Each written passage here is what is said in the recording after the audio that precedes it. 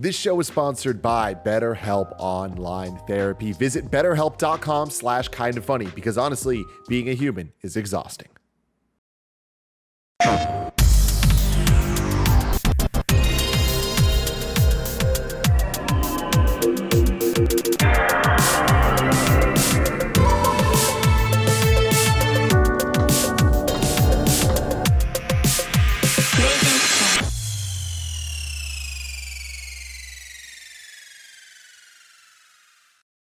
What's up, everybody, and welcome to PSI Love You XOXO episode 80. I'm one of your hosts, Greg Miller, alongside the future class of video games, Blessing Adeoye Jr. It's nice to be back, Greg. The snake, you have recovered from the snake bites to both eyes from the same snake. Very yeah, clear. let me tell you, it was an experience.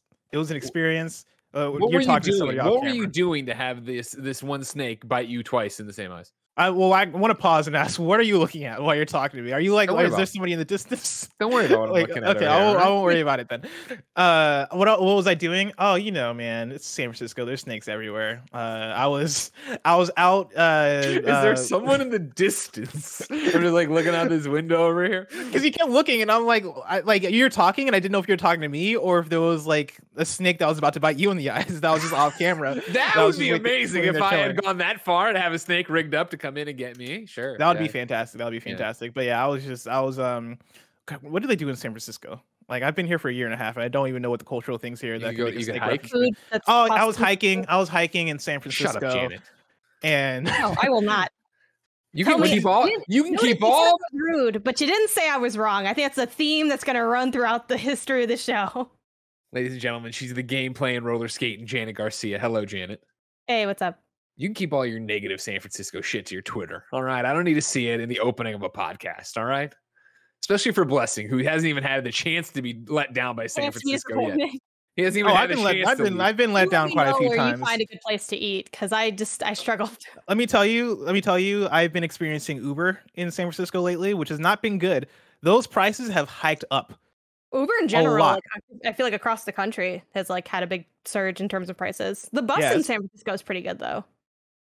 Yeah, but not if you're located where I'm located. Like the bus isn't really coming. Yeah, it's not the greatest thing. But then also I've paid those San Francisco rent prices that aren't that great. I know people have heard a lot about them. The good news is about all that. Podcast. Remember that like the rest of the country has turned into San Francisco, where it used to be a limited thing that everything was fucked up around here in the housing market, right? But now you go out, everybody's leaving the cities. It's getting chaotic everywhere for people trying to buy houses or rent stuff.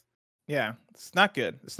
But I'm sure there'll be good things I can experience in San Francisco. I'm with Janet that I didn't hear what Janet said clearly because of Discord. I assume you mentioned the food here, which it's all right. It's all right. It's not magnificent food here in San Francisco. It's like a lot of it isn't bad, but few of it is good, especially when you're dropping every meal is going to be $20 to $30, but you're not going to get $20 to $30 of taste. So it's just like, wow. This is a rough one. And then you just go out and you try again. So explain your argument to me, Janet Garcia, because that's my thing where it's like, obviously I've been here for 14, 15 years now, right? So here's my argument would be this, is that I think there's amazing places to eat in San Francisco. I think there's great food in San Francisco. I don't think every restaurant's amazing. I've never been to a city where I was like, you can go into any restaurant and it's going to be out of this world. You're saying that, what's your argument? So if you live in a major city, and this is very a very specific slice, like a world city, I grew up in Chicago. I now live in LA. Other than that, I've been to Iowa. I went to school in Mount Vernon, Iowa. Sure. But at a lot of cities or even just decent cities, even smaller places, places in Wisconsin, you can look up and do a little bit of research. It could be basic, it could just be Eater. I'm a basic person that just looks at Eater and I'm like, okay, this is a decent meal, and find a meal and it'll be solid, but it'll be less. It'll be $10, $15. But in San Francisco, every decent meal is $20, $30. So my beef with that is I'm dropping the kind of money I would drop for food that's definitely good and getting food that is fine. I think Anthony Bourdain was really accurate when he said something like San Francisco is the king of the middle. It's not that the food is bad. It's just that very few of it is really fire. And then it's rough because it's like, okay, do I take a flyer on something that people are saying this is like a fire meal, but maybe it's more like in that 40, 50 range, and maybe that'll be worth it if I know it's good. But then like your L's just cost so much more, and it costs so much more to explore. Like I can go and get a good meal in a major city for like $10, $15, but in San Francisco that price is like the point of entry is like $15, $20. Gotcha. So yeah. And I think too, culturally, I mean, San Francisco doesn't have like a lot of diversity, and I think that doesn't help its food. Like, it's kind of like, yeah, I don't know. I struggled to find anything that was like, I had my brother come visit, and I'm this like, sounds like you're eating around IGN when you worked there, and you're going to like the grilled cheese factory place. Like, yeah, no shit. I didn't go to the grilled cheese factory. Like, the fact that exists, I think speaks volumes of the city. But I tried. Hey man, that's Soma. Nobody's coming out swinging, being like Soma's where it's at for food. Different places other than Soma, because I didn't live by like the IGN office. I feel like that should be clear, but I lived in like a neighborhood. I've had a lot of good Filipino food in San Francisco. Like when you get toward Daly City, there become a lot of great Filipino restaurants, and that's been the thing over the last year that I've gotten extremely into, because I find that when I order from Filipino restaurants, I'm pleasantly satisfied compared to everything else I've been ordering from DoorDash. But I'm kind of with Janet here, where like I try to go for that $15 to $20 range if I'm ordering a meal, and it's usually like it's fine stuff. It's usually on the lower end. It's usually not blowing my mind. For $15 to $20, I'll just like a little bit more quality. I think East Bay is solid too. Like again, we have to like East Bay is pretty solid, yeah. That kind of all counts as San Francisco, which is like unique to like the San Francisco area, where San Francisco is like also East Bay, is also Daly City. Like technically those are separate areas, but if you say like, oh, I'm from San Francisco and you live in East Bay, like that's normal, versus like, in other areas, like it is just that one area. So you at least get that. Like, and I lived in East Bay for some time during my time in San Francisco as well, and I found that to be a little bit better, but still kind of like a rough go. Yeah, I don't know. I think it comes down to districts a lot, and then where you're going, right? Where like you're talking about, not having diversity in food. I would say, obviously Filipino, Vietnamese is great. You can get so much great pho around here. So much good banh mi too. Exactly. Ooh. If you're going to the Mission, right, there's going to be Mexican and stuff. But these are things. This is similar to your argument of what is San Francisco. This goes back to my argument when people talk about they want to argue about New York versus Chicago pizza or whatever. It's like, New York pizza is the best. And I'm like, I had this place in Manhattan. I'm not talking about Manhattan. I'm talking about, I'm like, now you're talking about a restaurant. At which point I would be like, I'm not out here saying Chicago pizza is the best pizza because I love Baroni's in Glen Ellen. Stand on that whole, like, I feel like people try to have that argument of like, oh, Chicago pizza versus other. Like, as a Chicagoan, we mostly don't eat deep dish pizza. Like, did 100%. You find yourself, like, I find that I don't even know a Chicagoan who's like going to bat for deep dish is great. It's really delicious. Yeah, it's for special occasions though. Yeah, it's like I only had deep dish when like someone came to visit me. It was a Super Bowl or maybe someone's like graduation. Like, yep, that was it. Final day. You would choke on the cheese if you ate that as your regular pizza, and you'd be destitute because it's expensive as hell. Like, I'm not eating that as my go-to. When I get a slice of pizza, I'm not swimming in cheese. Like, I don't understand the 100%. No. Yeah, that's just the people wanting to be arguing for argument's sake, which why would anyone want to do that? It just comes back to this argument of arguments have to be so nuanced, where even when you come in with a broad brush and be like, oh, San Francisco food garbage or middle of the road was where we ended up, right? Like, I think there's so many different things to that, and arguments I would make after being here for so long of where to go and what to eat and yada yada yada. Like, I think I've taken Blessing to good places, but when you start getting into the price inflation, well, sure. Like, I'm going to throw out Square Pie Guys is a great pizza, right? But that's like, what, a $22 pizza, a 20 pizza for like. I would pay for that now. Like, honestly, I've been struggling with pizza in California in general. Just because. Is it something is it the water? Is like the water makes the bread weird? Like, apparently the water is a big part of what makes New York pizza so good. As far as what I've heard. Yeah, again, what can we believe those people? Can we believe that? That was one. I don't know if you know about this. Like, here, I'll let you go in a second, Bear. As much people want to shit on, San Francisco or whatever when you get out here, like New York people, they just think everything they do is amazing, and it's like, well, no, your bagel, yes, your bagels are good. Did they even think when they're walking here it's better than you? Like, come on. Sorry, what was that, Bear? They even think like when they're walking here, like they're walking better than you. Exactly. Yeah. New York's got a chip on its shoulder and all this other stuff they got going on over there, right? And they just put their trash on the street like a bunch of weirdos. So don't even get on my. I mean, we don't have like a lot of ground there to talk shit, Greggy. If we're being honest, if we put our trash on the street, I mean, we're throwing our trash away like horrible people. These people, they put it in a garbage bag and then just pile it up in mounds on the sidewalk there.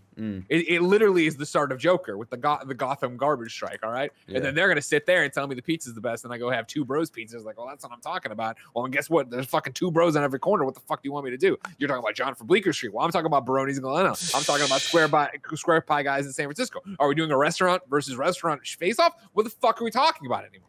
I will say, like, growing up in the Midwest and then going to California, like I did have that, like, the same old stories a lot of us did, where it's like, oh yeah, California pizza, it ain't the same as home. And then like I went home recently and like we had some pizza and I was like, yeah, this isn't like, this is fine, this is whatever. That might just be an Ohio thing though, because it's not like Ohio's really like known for pizza. But I always thought to myself of like, oh yeah, even pizza back home was like better than this, and it's like, yeah. That's my thing also with SF is, what is the staple? What is SF known for in terms of food? Because I hear people bring up the burritos a lot. I'm tired of hearing about the burritos, man. Like, who says anything about the burritos in San Francisco? Mission burritos. You hear about mission burritos? There might be people out here talk about the burritos out here, but they're good burritos. But it's not, they're not mind blowing burritos. They're good. Like when I think of Chicago, right? Like we think of deep dish, we think of hot dogs. Think of cutting pizzas in squares. There's certain things you think of, right? When you think of New York, you think of people don't think about cutting. If cut in squares, because I'm from Illinois. Yes, and people from Illinois think of pizzas being cut in squares. People who from anywhere else in the world don't think that Chicago people are cutting their pizzas in squares. No, we do. I'm not cutting my stuff in squares. If you're from Illinois, there's a good chance that you've had pizza cut in squares. Like, I think that's just like a generic Midwest thing, because like, yeah, I went home and like we had a sheet pizza that was all cut into squares and shit. It was just like, yeah, all right. Cool. There's like, nothing better for a Chicago homecoming than getting a pizza and have it be cut in the party squares, the pub style, the pub squares or whatever. One time, there's one like, is it Paisanos that cuts it in squares? I've had squares, but I don't think like the squares are the culture. You know, I'm not like, oh yeah, like save me. Here's my thing. I was always against the squares because one, I'm just not big into thin pizza. I'd rather have more thick crust. Sure. But then also like, they would cut the squares into such small pieces. I love it because then you eat more. You feel like you're eating more pizza. And also, you never end up you almost never end up overeating or under like plating your food because you can kind of keep adding to it. I guess, as you go. I think the problem with San Francisco is like, yeah, there is no like one staple. It is a master of none. Because I do think there is a lot of diversity in like the amount of different types of food you can get compared I'm 100% to with Ohio, on that. At least, you know. I don't think San Francisco has a staple food where and I know like if you want to be like the tourist, clam chowder and a bread bowl, right? But like nobody's fucking eating that on a normal day. Like it is more about the fact that there's a bunch of different things going on here and they're all different cultures melding together. But then it is, you know, what are they known for? Nothing. So you try a bunch of different places and it can be hit or miss or do whatever. I digress, ladies and gentlemen. Believe it or not, we're going to have a huge fucking argument today, but it's not about food whatsoever. First off, Janet. Jan, I just slacked you something. Go into your. It's a little image. Go in there and make sure your Discord's set up that way because it's doing this thing Andy always yells at us about, where like you come in late, so you're already talking, and then we don't know what's going on. While you do that, though, everybody, I'll tell you we are going to argue quite a bit today because this is PS I Love You XOXO. This is Kind of Funny's PlayStation podcast. Each and every week, Janet, Blessing, and myself come together to nerd out about all things PlayStation. If you like that, you can nerd out with us on patreon.com/kindoffunnygames. Over on patreon.com/kindoffunnygames, of course, you can write in to be part of the show like hundreds of you did today.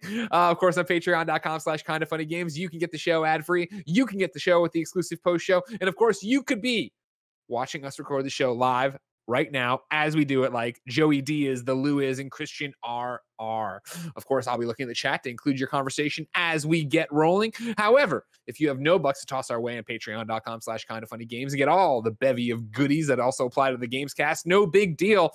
You can watch the show, youtube.com/kindoffunnygames, roosterteeth.com, and on podcast services around the globe each and every week for free. Of course, it'll have ads. Of course, you can't write in. You'll miss the post show, but you still have a good time. No matter how you support us, thank you for contributing to Kind of Funny. Some housekeeping for you. Guess what? Tim Schafer popped up over on the Kind of Funny XCast Saturday to talk about Psychonauts 2. It is not just an Xbox exclusive. You can play it on your PlayStation 5, and god damn it, I will be. YouTube.com/kindoffunnygames, podcast services. Barrett, you, of course, get to run both PS I Love You, XOXO, and the XCast. How was the Tim Schafer interview? Fuck, that bad, huh? Yeah, wow. I didn't see it coming. What's great about it is before we went live, Barrett's like, at some point, my dog walker is going to come and I might have to bounce. And I was like, cool, just slack me. And I'm like, I'm not even throwing to you that much in the show. Immediately throw it to him right there, ball out of bounds. It's a great interview. I listened to it already. To be a part of it. You can be part of that show like you're part of our show. Our Patreon producers this week are Marcus Shatastic Standifer, Tyler Ross, Julian the Gluten-Free Gamer, James Hastings, Casey Andrew, and Elliot. Today we're sponsored by Gabby, HBO Max, and Freshly. I'll tell you about that later. But for now, let's begin the show with topic of the show. Barrett, how was the Tim Schafer interview? Oh, it was great. I highly recommend it. Sorry that I had to go grab Lulu. Yeah, I love Tim. I love his mind, and I love the minds from Double Fine, and I think he's got a lot of cool, interesting things to say. So yeah, check out that interview, which is the second half of XCast. The first half, I'm on it to talk about our time with Psychonauts 2. Excellent. Enough about that, though. The topic of the show, ladies and gentlemen, is not going to catch many of you off guard. All right, I'm sure everybody listened to PS I Love You last week. Jen and I having a great discussion as always. Who said we don't need blessing? We agreed. It seems like everybody was on board with that too. A lot of conversation here. Do we need to keep him employed? Should we just redistribute that wealth? I usually don't read the comments. I didn't know that. This was me and Tim talking privately. This is me and Tim talking privately. For a while too, so it works out, you know. And I think one of the things I saw called out the most was in the conversation last week. At one point, Janet just dropped that Uncharted was overrated. And I gave a look that to me said, we're in the middle of something else. I won't engage with that comment right now. We'll get back to it. I thought it was an unspoken bond. I think at one point I might have spoken it and said, so we'll talk about that another time. But many a comment were there saying, what? Just exclamation marks. What? How did that slip by without anything going on? And then, Blessing, you were, of course, even though you were bitten in the eyes, your ears worked and you were still listening to the podcast. Of course, the conversations on Twitter began around it. And so I said, if nothing else of, giant note for PlayStation, obviously we have your PlayStation updates coming and everything else has been happening in PlayStation this week, we would address this. And so that's the topic of the show, ladies and gentlemen. Is Uncharted overrated? Now, Blessing, we've talked in general terms about this before, but it seemed like on Twitter you were on Janet's side of the overratedness. That yes, it is overrated. Is that accurate? Overrated is a loaded term. Yes. That I'm not necessarily comfortable calling Uncharted overrated because I think when you dive into what does overrated mean, sure. For me, overrated is like, so many people loves this thing and it doesn't deserve to be loved, right? Like people have an exaggerated idea of how good this thing is. And I don't think that's the case. I look at the Uncharted franchise and I can identify exactly why people love that franchise. And I think there's a lot of merit to it that I think, merits the love that it gets. I don't love Uncharted as much. Don't worry. Oh, what was that? You just stop right there. Don't worry. We have a I'm gonna keep going. Some monologue here because I got more to add. It doesn't stop there. For a week, it's been inside of me. All right, and I look at the comments. I'm like, did I fail my people? I sit here every day and I go, hey, did I fail the people? Did I fail you? And so he just has that picture on deck. You have that photo ready? It's the only frame photo on my desk. That's what you were looking at when you were looking off camera at the beginning of the show. No, so I have I have the giant widescreen, and then I have the other monitor over here that I play games on usually. But I also throw Slack up there and then a counter for how long the show's been going. And if you must know, ladies and gentlemen, Janet is still so new that I have to remind myself if I say game playing or roller skating first.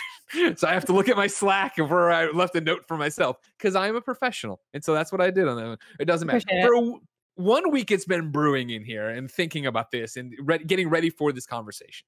Is Uncharted overrated? So Janet, I want to turn it to you so you can explain yourself. And I'll start with the question to kick it off. What the fuck are you talking about? So, for me, the reason I made that comment of Uncharted being overrated is because now, okay, one thing too is like I really wish I had spent like the last week playing the fourth game, because I know people are going to be like, if you didn't play the fourth one, you don't truly know what like y'all didn't make me play the 3 games that I didn't like. But I digress. Overrated, it depends on how like wide we're thinking of the audience scope. I think in terms of like societally, it might be kind of where it needs to be. But the reason I say it's overrated is because so many people like were so impassioned about telling me I need to play this franchise before I had played it. You know, like, oh, it's great. You're going to love it. It's awesome. You know, you like Last of Us, like, you know, go ahead, whatever. Or maybe not you like Last of Us, because I think I played this before I played Last of Us. And I'm like, cool. You know, I had the one of the collections that had like the 3 games in it. And I'm like, all right, we got the disc. It got the 3 games. Let's queue it up. And when I first started playing it, and I played these all with my brother. So we did, you know, a pass the controller situation. And we're like, this is super fun. Like, it definitely felt like an older game, but it was a good time. And I was like, yeah, this is awesome. You know, we're hanging out, we're shooting. We're just, you know, we're picking up invisible collectibles. Like, it's cool. You know, the puzzles are kind of basic, but that's fine. I don't want to think. Let's keep it moving. And then it just kept going. And then it like kept going some more. And I'm like, ooh, I feel like they didn't have enough here to go as long as they did. And it kind of, and then by the time I got to the end too, narratively, I'm like, I'm not a big fan of what they did here with the story. And I feel like the gameplay couldn't really stretch for the hours it went for. And I kind of, you know, had posted about that on Twitter, talked about it online, and people were like, oh, well, yeah, I mean, the first one.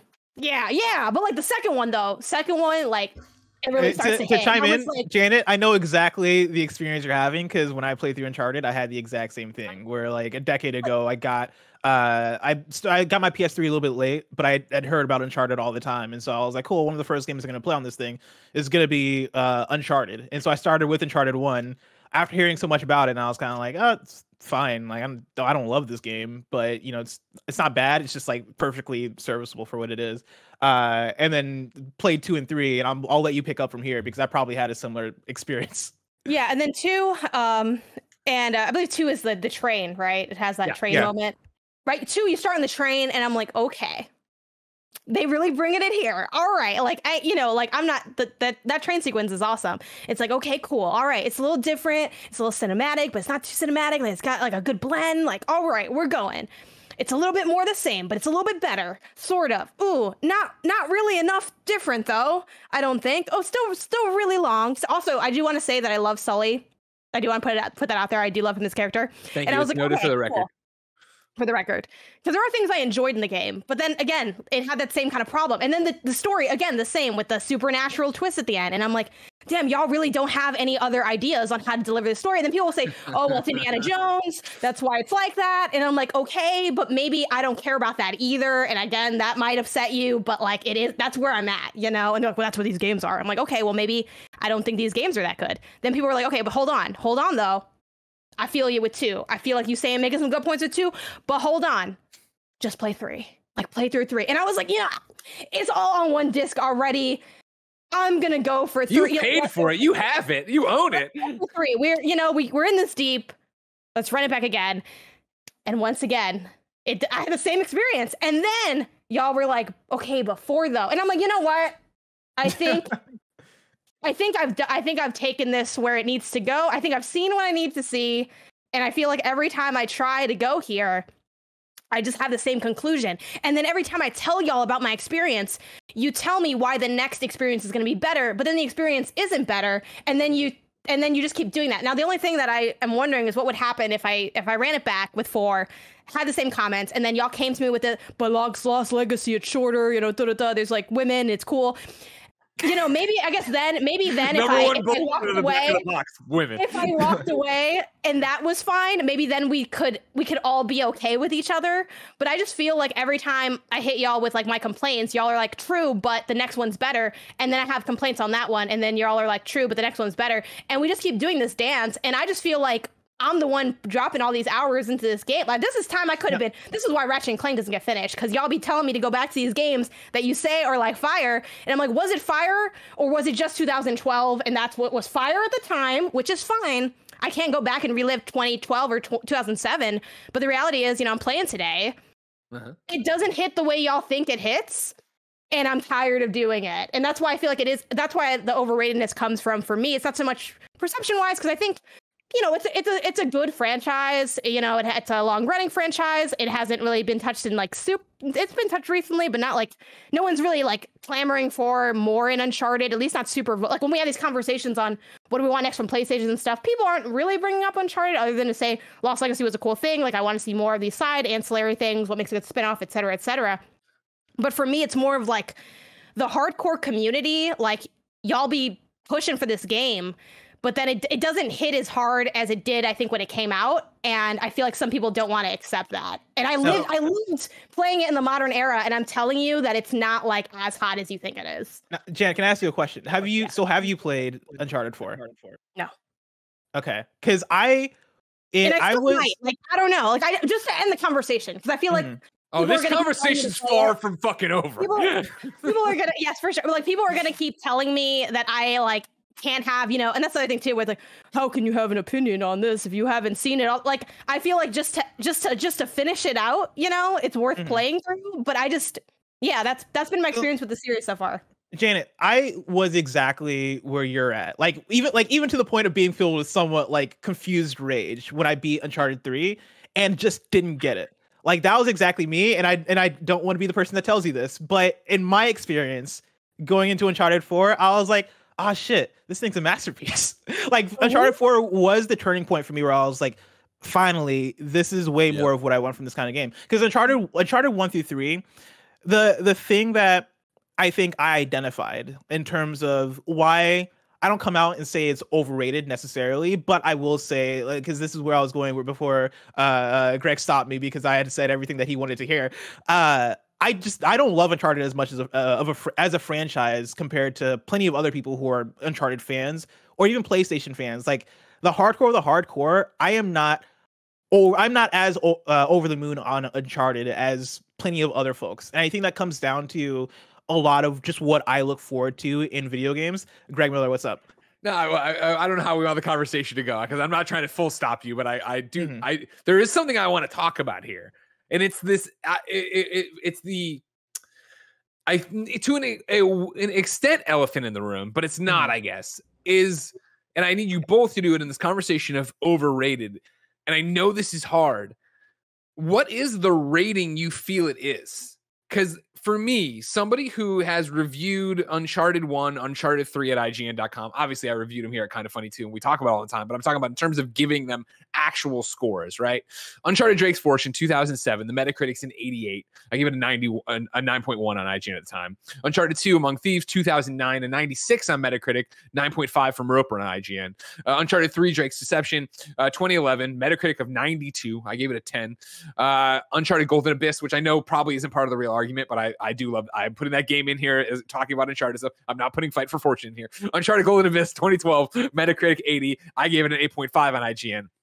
Then after we'd already left, but Uncharted 4 Thief's End 2016, 93 Metacritic. Uncharted Golden Abyss 2017, Metacritic of 84.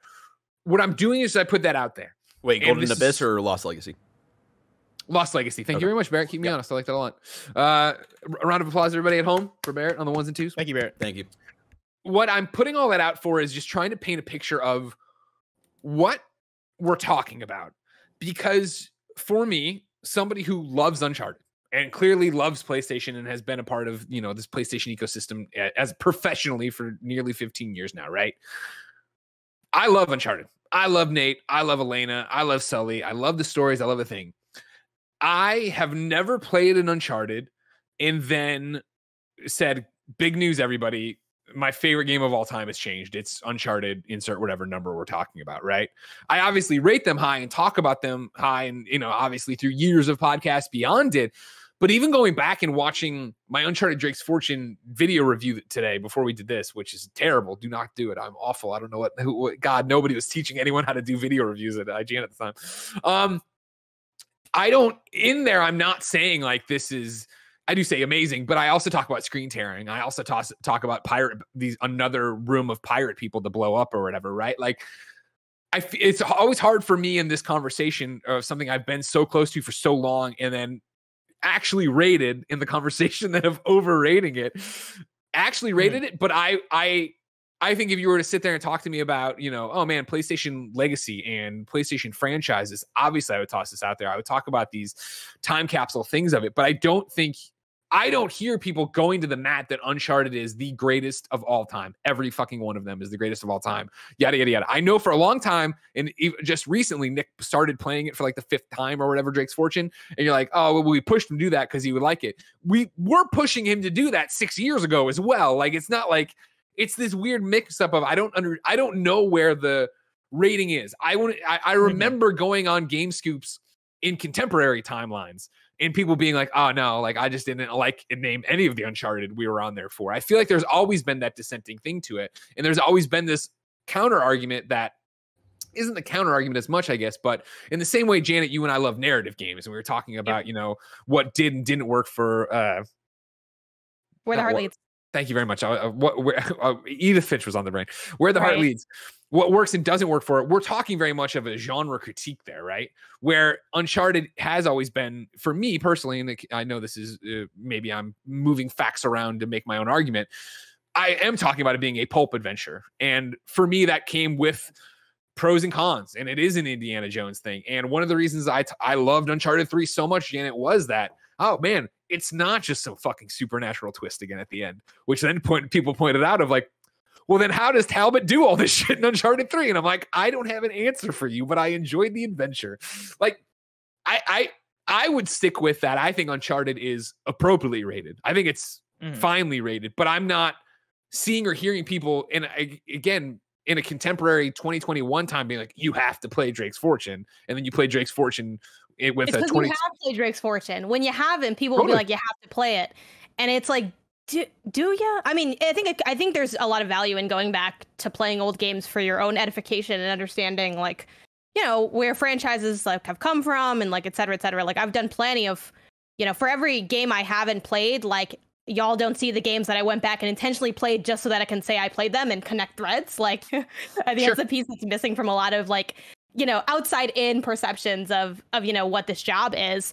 But for me, I guess if I had to rate them, I probably would give them more in that like 7-8 range, like good, great range, rather than amazing. And that's kind of just my like point of discrepancy. And I think my thing is like people, because it was often a 9 when it came out, people kind of stepped to me like it's a 9 today. And I think there are games that don't depreciate in quality and perceived quality, and there are games that do. And to me, based on what people were saying at the time and what I feel now, I think that they don't match up. Like, I wouldn't score it. I feel like it wouldn't get scored the same today as it did then, even taking away like which you can never do because it's so complicated, but screen tearing elements or like those kind of things. Like, I played it and I knew it was like an older game, but I've also played other older games that I think are fine. And I feel like people struggle to admit those elements to themselves when it's something that they love so much and they remember so fondly. And I think too, like, and that's why it's like impossible to divorce our own biases and preconceived notions when we're approaching anything. Like, you always bring your full self to whatever game you're playing. So even if like you said, okay, you know what, I'm going to see if they hold up, and you go back and play it, like, you still have that initial memory and you can never get rid of that. And that's why, like, when people today are step to me and tell me like these old games that I think are some of the greatest of all time aren't really that good to play. Like, the people who are playing like Mario 64 for the first time, that was rough. Like, I don't know. I'm like, I still think it's amazing, even though the camera is really terrible. But like, no, it's good. Like, you just, you had to be there. I think a lot of people have that. They kind of step with you had to be there attitude, but then they don't understand why I can't feel that having not been there. For sure. And I just feel like it's good to have that a little bit of awareness. Like I'm not saying you need to say Uncharted's overrated, but I think open your mind to the possibility that it might be would be maybe a little bit. You're trying to get in there. What do you got for me? Yeah, I think part of it for me, as somebody who did start the Uncharted franchise probably somewhere around 2010, 2011, and felt a lot of what Janet feels as well about Uncharted. I think for me, it was more of the thing of the notability of Uncharted and how when we talk about PlayStation franchise, or the best PlayStation franchise, the biggest PlayStation franchises, the biggest PlayStation game studios. I feel like Uncharted is one of those that is always brought into the conversation, right? When you think PlayStation, I do think you think Uncharted. And I think if we were to sat down, or if you get a group of folks, PlayStation fans, sit down and make a list of the greatest PlayStation franchises, the greatest PlayStation games, I would think Uncharted would be high up there. And I think for me, I guess in the overrated conversation, right? Or like, what do we put Uncharted on a pedestal, or whatever that conversation may be, I think might be rooted from that, because I do think there's an element of Uncharted almost being like the Mario of PlayStation, where it is kind of it's where we start from. It's where it's it has that character in Nathan Drake. It has that franchise sustainability from all the way from Uncharted 1 in 2007 or 8 or whenever it came out, all the way up to Lost Legacy only a few years ago, right? Like it has lived and breathed so much with PlayStation as a platform over the last decade and a half that it is kind of synonymous with the platform. And I know there is a wide amount of people that look at Uncharted as something that I would think is genre pushing and definitive in terms of what it does for set pieces and cinematic presentation. And I do think there is a pedestal that we put Uncharted on. Okay, so let me step in with a question from Matt Dowse that I'll continue on. All right. Mm-hmm. Matt Dowse writes into patreon.com/kindoffunnygames, like the hundreds of you did this morning. Thank you so much. There was a gaming show on UK TV in the early 2000s that seemed to have a feature on Uncharted every single episode. I didn't have a PS3, so I watched it in awe. No, Uncharted isn't overrated. It made a massive step forward at the time of the game's first release, and dozens of franchises copied its lead. Like Nick with Iron Man 1, Legacy is surely something we should consider when evaluating products' worth, right? Legacy, I think, is the big part of this. And what you're talking about right there, Blessing, of Uncharted being a synonymous PlayStation franchise and being one that you would immediately pop off with, like, what is a PlayStation game? Oh, it's Uncharted, right? I would agree with that. And I would throw that out there. But it's that same way where I'm the one to some lesser effect for many people, right? Where I think the Uncharted's get better as you go 1, 2, 3, 4, right? And you go up that. No, keep going. Lost Legacy, yeah, keep going. I mean, Lost Legacy. I mean, what? I mean, I didn't connect with it the same way, but I'm not going to sit here with a straight face and argue with you that like, Uncharted Drake's Fortune is a better game than Lost Legacy. Of course not. We're talking about legacy. We're talking about growth, and what you're talking about them being on a pedestal for cinema, for voice acting, for acting in video games, right? Like, yes, they are, with good reason. Like, these were fucking huge breakthroughs at the time. Like, the ping pong ball suits and what Naughty Dog was doing and the way they were performing, like, I think we take that for granted now. Because Assassin's Creed, Far Cry, you name a non-Ubisoft game. Everybody does that now, right? Mm-hmm. But they weren't back then. That was a huge fucking deal. Like, that's why they got so much out of that. And it's the fact that they continued to iterate on that you get into this murky thing where we're arguing, is Uncharted, this broad term for multiple games now, overrated, when in reality, like, we're talking about the legacy and what they did here and the way it changed games. Sorry, go ahead. So to bounce in there, that is where I come in, and I have the hesitation when I use the word overrated to describe Uncharted, because Uncharted is a game that I think, as it sits in its place in history, does warrant the position that it holds because of the exact things that you mentioned, what it did for voice performance and performance in general, like being an actor in a video game, and like motion effects and all that stuff, right? Like, Uncharted did so much for that. Uncharted also did so much for set pieces and so much for, cool, we're gonna like let's mess around with the way that you can interact with a game that is very linear, right? In terms of let's add in climbing is a thing. Cool. Let's design the ledges that you can grab are gonna be colored in a certain way. Let's really think about how we design this world and how we lead the player. And I think Naughty Dog does a fantastic job in so much of that. I think for me, where it starts to break for me, and the place where when I first played Uncharted 1 through 3, I started to feel very underwhelmed by it, was the gameplay specifically.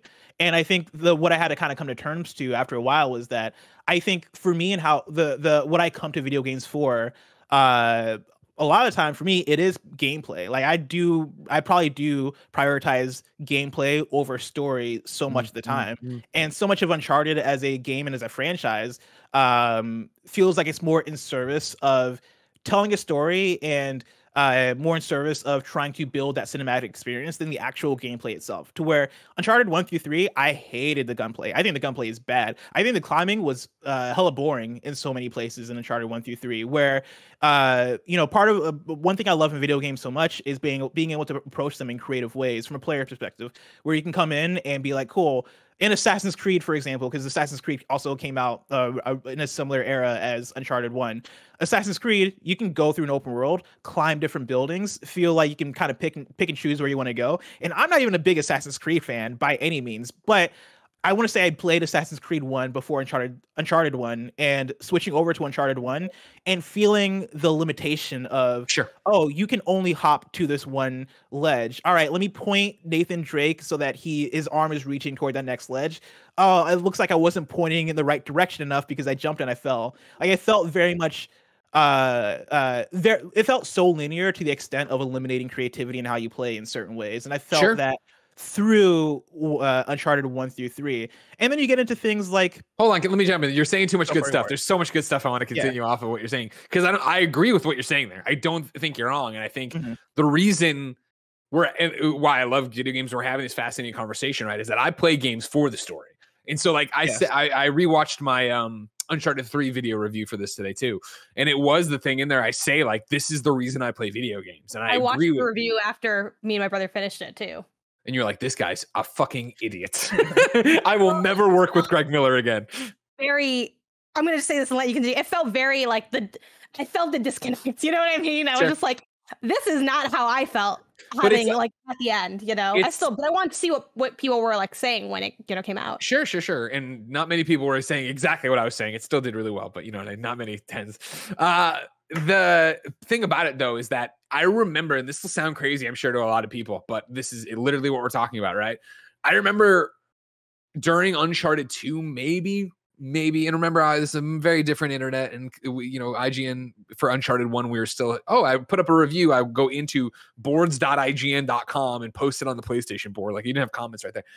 I remember the Uncharted 2 conversation, and maybe it was Uncharted 3. It doesn't matter. I remember the first time Naughty Dog said they were changing the way gun combat felt. Like they were, trying to do this thing because so many people didn't like it. And I remember going, oh, people didn't like it? Because for me, I'm the farthest thing from the shooter guy, I was like, oh, this is how this is. Okay, cool. There's this little circle and you shoot, and that's what it is. And like, I didn't have this feels like trash that so many gamers who are shooter fans did. For me, it was a means to the end to continue the story, to go do the next thing, to go through it, right? And I like this. This is one of my favorite ones that got written in, so congratulations. Stephen Stevens, a.k.a. Many-Faced Steph, wrote into patreon.com/kindoffunnygames, just like you can. It says, is Uncharted overrated? I think the answer is unequivocally, no hesitation, without a single solitary doubt in mind, yes. Are they still some of the best games of their time and hold a special place in my heart? Yes. No one is going to tell me with a straight face that all or even most of the Uncharted games' gunplay feels good. One might argue, quote, well, that's not the point of the games. And I'd say to that person, well, then why is it 75% of the gameplay? Yeah. And that's my thing as well, right? Like the game, when I think of Uncharted, especially the first few games, if I was to divide Uncharted up by its gameplay components, I would go, okay, in Uncharted, you do three things mainly. You do third-person cover shooting, you do climbing, and then every now and then you're solving a puzzle, like a Indiana Jones style, like put the stone in the thing and it turns the machinations or whatever, and you solve that puzzle. Those are, I would say, probably the three-ish pillars of Uncharted gameplay. And the way all that comes together, for me, never spoke to me outside of certain great moments, where when I think of Uncharted 2, I think of the train sequence and how dope that was. And even at the time, I think that was the thing that finally brought me back around to, oh, I get it. I get it now, because this train sequence is unlike anything I've played in a video game of this era, right? When I think of Uncharted 3, I think of the plane sequence and that leading into the desert and how cool and a different thing that was. But from just a pure gameplay perspective, there was so much clunkiness and so much that just didn't speak to me on a gameplay level. When you truly break down, like, you know, is the climbing fun? Is the gunplay, like, are people going to tell me that shooting is fun? And I'm sure plenty of people would. I'm sure plenty of people do really enjoy the gunplay, especially if you're a Greg Miller who's like, cool, I'm in it because the gunplay services the rest of the game, right? I'm not looking to get into this like Gears of War. I'm not looking for an Apex Legends out of this. And in a similar vein, right? Like, it obviously, I think, expands a bit as you go, but to talk even about Uncharted 1, right? Like, because I again watched it today, and like, I compliment jumping around and how, like, it's the word I use and the way I describe it, I think, is so telltale to why this mattered then. Where I'm like, it's not like Lara Croft where you need to be pixel perfect to get to this thing. It is that here's a big slab you're on, jump to the other big slab, which obviously today is like the most simple and stupid thing of all time. But at the time, I appreciated that I wasn't hitting this wall of frustration, that I knew what the game, to this day, it still drives me crazy when I know what the game wants me to do. The game knows I know what it wants me to do, but because I'm not lined up just right, I have to look like a moron to be doing this move. And like, you know what I mean? Like, in the world, like, no, let me do the thing. And Uncharted let you do the thing. And it let me have the sensation of being a, you know, rock climbing Tomb Raider or whatever, but not the frustration of where am I supposed to go? Where am I going? You're bringing up Assassin's Creed, like the original one at the time, right? A little bit that was like, all right, cool. There's all this. You can climb anything. Now, what are you going to do with it? And not in the Zelda, you can climb anything and it benefits. I'm going to get there and find something fun. It's more, you can climb anywhere. And guess what? It was a dead fucking end. This isn't the right way to go. God damn it. All right, waste my time. Come down. It's funny because I'm like in between both of y'all for like what I come to games for. Like, I would say I lean more on Blessing's camp of being like gameplay first, but as y'all know, like, I love story games, like, and that's what. But I think the reason I like story games is because I enjoy story, and a lot of times they can do story really well. I think a lot of games that have, I guess, how would I describe this? I guess more action-oriented gameplay or response-oriented gameplay. So things like platformers, things like action games, things like action-adventure games, where you need to be really aware and engaging in a certain way versus like, in a story game, you'll still have gameplay. Like, people always say those games don't have gameplay. You do things. They're just more like interacting with the environment than, you know, doing combat or going over obstacles. I think like, people often underrate we're using the overrated underrated words a lot, but people often underrate the amount of puzzle solving that goes on in narrative games, even walking simulators. Narrative games for like no reason, but they're really good. Like, there's a lot of really damn good narrative games.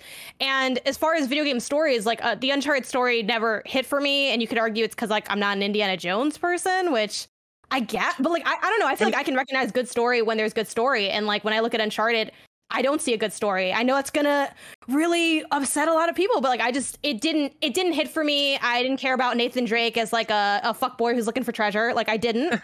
Like, only because he had, you know, personality and dynamics, and he does fit an archetype, but I thought it, you know, it worked. And it's not like there's like the story's totally horrible, but I just don't think it's super interesting or compelling. You know, gameplay wise, I was fine with it. It just didn't, like I said, it wore itself out before it got to the end. Like, it was so, I had fun a lot in the beginnings of all of my Uncharted experiences, but to carry me through for the other hours. And then it's even funnier when you think of the fact that I played with my brother. So I'm like, if I was playing by myself, that's like double the gameplay. And we both had the same vibe, where I actually don't mind the shooting, because since the shooting is basic, it's easy for someone like me who isn't a shooter person to be like, cool, I can get through this, because it's actually like not that well made. But for me, that just feels more comfortable. Like, people have the same comment on Last of Us. Can I toss in a couple things? Yeah. So I want to toss in Nanobiologist wrote in patreon.com/kindoffunnygames. Yes, I think Uncharted is overrated. Don't get me wrong, they're fun games, but the puzzles are meh. The parkour climbing mechanics are meh. The shooting is god awful, even if it's a major component of the games. There's an extreme difficulty spike out of left field when it eventually gets supernatural with its enemies, and the story is okay. Here's one of the things I want to hook back to Janet here. I only play Uncharted for the characters' relationships with one another, but the MacGuffin in every game is just okay, and they rely on the MacGuffin too much, right? I like that. Obviously, Nano's opinion. Thanks for writing in. But in general, I only play for the characters and relationship, because that's another big part of this thing. That when we sit here, and I love this, having a critical conversation about Uncharted. When I sit here and I talk about Uncharted, I am almost always talking, and I'm like, man, I love the story, right? I'm talking about the story between characters, right? Like, My favorite moment, in Uncharted, or my favorite moments in Uncharted Drake's Fortune, right, are watching him and Elena fall in love and their relationship mature, which really isn't the story, right? In Uncharted 2, when she shows up and she's like, Elena Fisher, last year's model, like so fucking good, and trying to then having that, what went on with them? Are they going to reconcile? They reconcile. Uncharted 3 is a whole different thing of what's going on. I shouldn't be spoiling, I guess, as this goes on, but it's old games. But you understand what I'm saying? Of like, when I'm talking about it, I'm not like, and man, can you fucking believe Lazarevich was after the blue sap tree that gave him unlimited? Like, no, fuck no. No, and right. Writing versus plot, I guess. Exactly. Great call. Great way to put it. And I think to your point too, Janet, of the games go on too long, right? That's another thing I've seen in this hindsight conversation about it, where I think at the time, even in my Uncharted Drake's Fortune review, I watched it again today and I'm complimenting it. It's about 8 hours to get through, but you can come back and do more and yada, yada, yada. Like, I do think that, yeah, I can see that, because as I was watching the live chat, right, it might have actually been Nana or somebody else, I'm sorry, it's already gone now, was talking about, like, don't forget that, Nathan Drake's a stone cold killer, a mass murderer. He's killed all these people, right? And then there's somebody else who's like, and he's always so lucky not to get shot. Because if you remember, of course, when the screen starts to lose color, it's not you're bleeding out, it's that your luck's running out, where you're actually the final bullet that kills Nathan Drake is always the bullet that is the one bullet that hit him or whatever in Naughty Dog's world, right? And I think all of that, the story, the length, and then the stuff they're talking about here in terms of that, plays into the fact that if Uncharted would have been shorter, would have leaned into, hey, we are a pulp adventure, it is an Indiana Jones, you would have those critiques, and now you start getting into, especially back then, the argument of how much the game cost and how much you were getting out of it, right? You'd get into a different conversation, though, about what that means. Because I think, I know I was on Indiana Jones in review, and Bless was too, right? Mm-hmm. Obviously Indiana Jones does not kill as many people as Nathan Drake does in these never-ending monster closets of pirates. Indiana Jones kills a lot of people, and Indiana Jones never does have that moment with the psychiatrist of like, I'm kind of fucked up, man. I killed all these people. Granted, lots of them Nazis, but like, you know what I mean? Like I had to fight for my life and kill. And you don't think about that because it was an hour and a half and it was a lot of fun, and he smiled and winked and grabbed his hat and got out of there.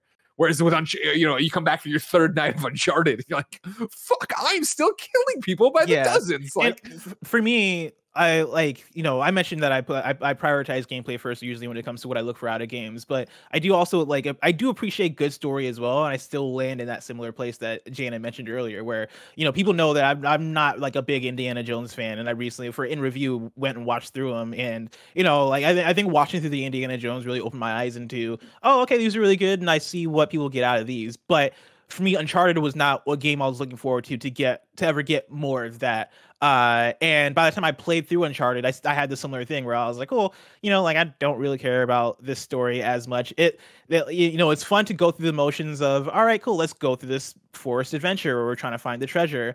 I think it's a fun thing, but it never reached the point where I truly cared that much about what they were doing. I did like the characters. I do think Nathan Drake is a fun character to follow. He reminded me of characters like is a very specific reference that Nick Scarpino would get, but Sean Spencer from Psych. He had that similar kind of energy, where he's that dude that gets into shenanigans, that has a funny attitude to him, and he has the jokes and all that stuff.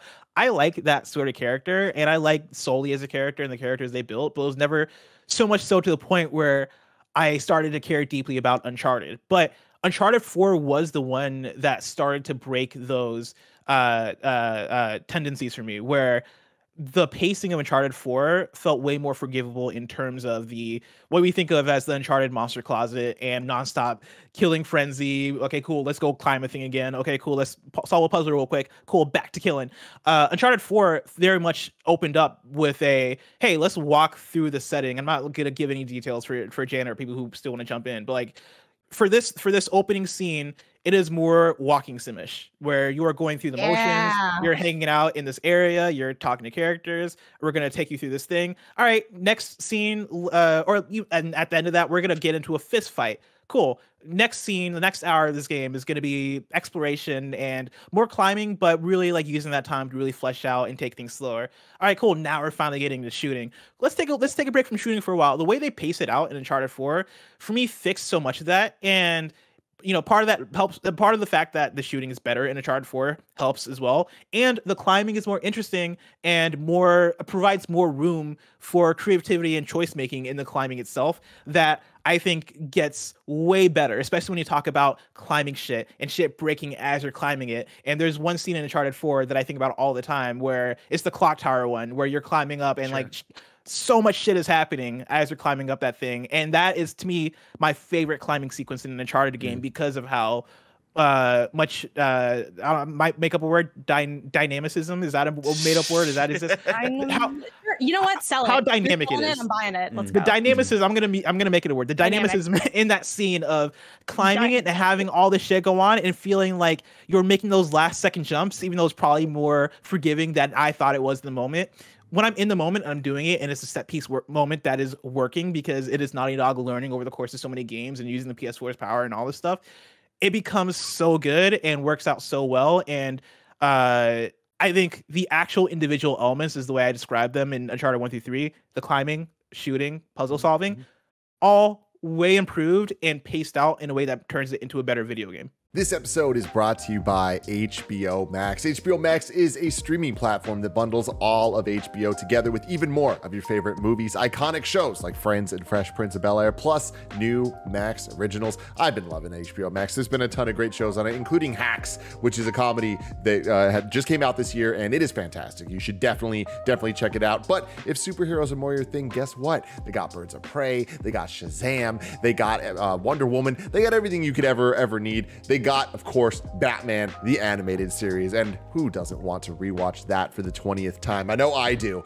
You can check out some of the best superhero content and so much more only on HBO Max. Sign up now with the link in the description to get in on the action. That's hbom.ax/kindafunny to get HBO Max today. Check out the link in the description and start watching. Got Wonder Woman Bloodlines is there, Green Lantern, the animated series, ton of stuff. Very, very cool. Next up, I want to give a shout out to Gabby Insurance. There are hundreds of companies out there claiming to compare auto and home insurance rates, but there's only one who actually does it right. Get a better insurance with Gabby. And I know it because I use this to check out to make sure that everything was working, that I had the best deals possible. Gabby's the one true comparison platform with fast, verifiable quotes, not ballpark guesses. You can use your current policy to find a better policy. It's super easy to use, and it gives you peace of mind that you do have the best deal and you're not wasting money. It's super fast to use. You should definitely check it out. Put your policy to the test, just like I did. Get a better insurance with Gabby. It's totally free to check, and there's no obligation. Go to gabi.com/kindafunny. That's gabi.com/kindafunny. gabi.com/kindafunny. And finally, shout out to Freshly. Dinner time can be chaotic, but with Freshly, it's easy. Their chefs take care of your meals a few nights a week and take the pressure off of you. My brother, Cool Greg, he's been loving this. Freshly just comes, and then he has meals. He doesn't need to think about it. He just has some tasty meals and doesn't need to cook at all. Freshly offers chef-made, nutrient-packed, delicious meals delivered fresh to your door. No cooking required. Ordering is easy. You just go to freshly.com and choose from over 30 delicious, satisfying, better-for-you meals like steak, peppercorn, sausage, baked penne, or their chicken pesto bowl. Freshly can fit your lifestyle with a variety of plans and meals to pick from that work for your dietary needs, preferences, taste, and family size. Right now, Freshly is offering you guys $40 off your first 2 orders when you go to freshly.com/kinda. Stop stressing about dinner. Go to freshly.com/kinda for $40 off your first 2 orders. That's freshly.com/kinda for $40 off your first 2 orders. And so I think you stumble on something that I've been waiting to try to sprinkle in here as a point, right? Again, for why I don't think Uncharted is overrated. And I do like this. This isn't what the point I'm going with. We can double back to if you want. But Donatello, Ninja Turtle attorney, wrote into patreon.com/kindafunnygames. And he said, it's not overrated, it's outdated. But that's not the point I'm driving at. But I do think that encompasses a lot of what we're talking about in this. What you just said there, Bless, right, of Uncharted 4 and the pacing of it and the way they put everything in there and the way they meld it together and a million other things you could talk about for Uncharted 4. It's a bit of, the snake eating its own tail thing. But I think, first off, that's Uncharted growing up. And I think it's reminiscent of the industry growing up and that genre growing up. But back to it not being overrated, I think it's all because Uncharted started us down this path. Right, where I think, again, we've talked about the mocap, we talked about the storytelling, we talked about all the stuff. Like, not only did Uncharted do that, like it is not overselling it to say Uncharted, changed the industry. Uncharted changed PlayStation.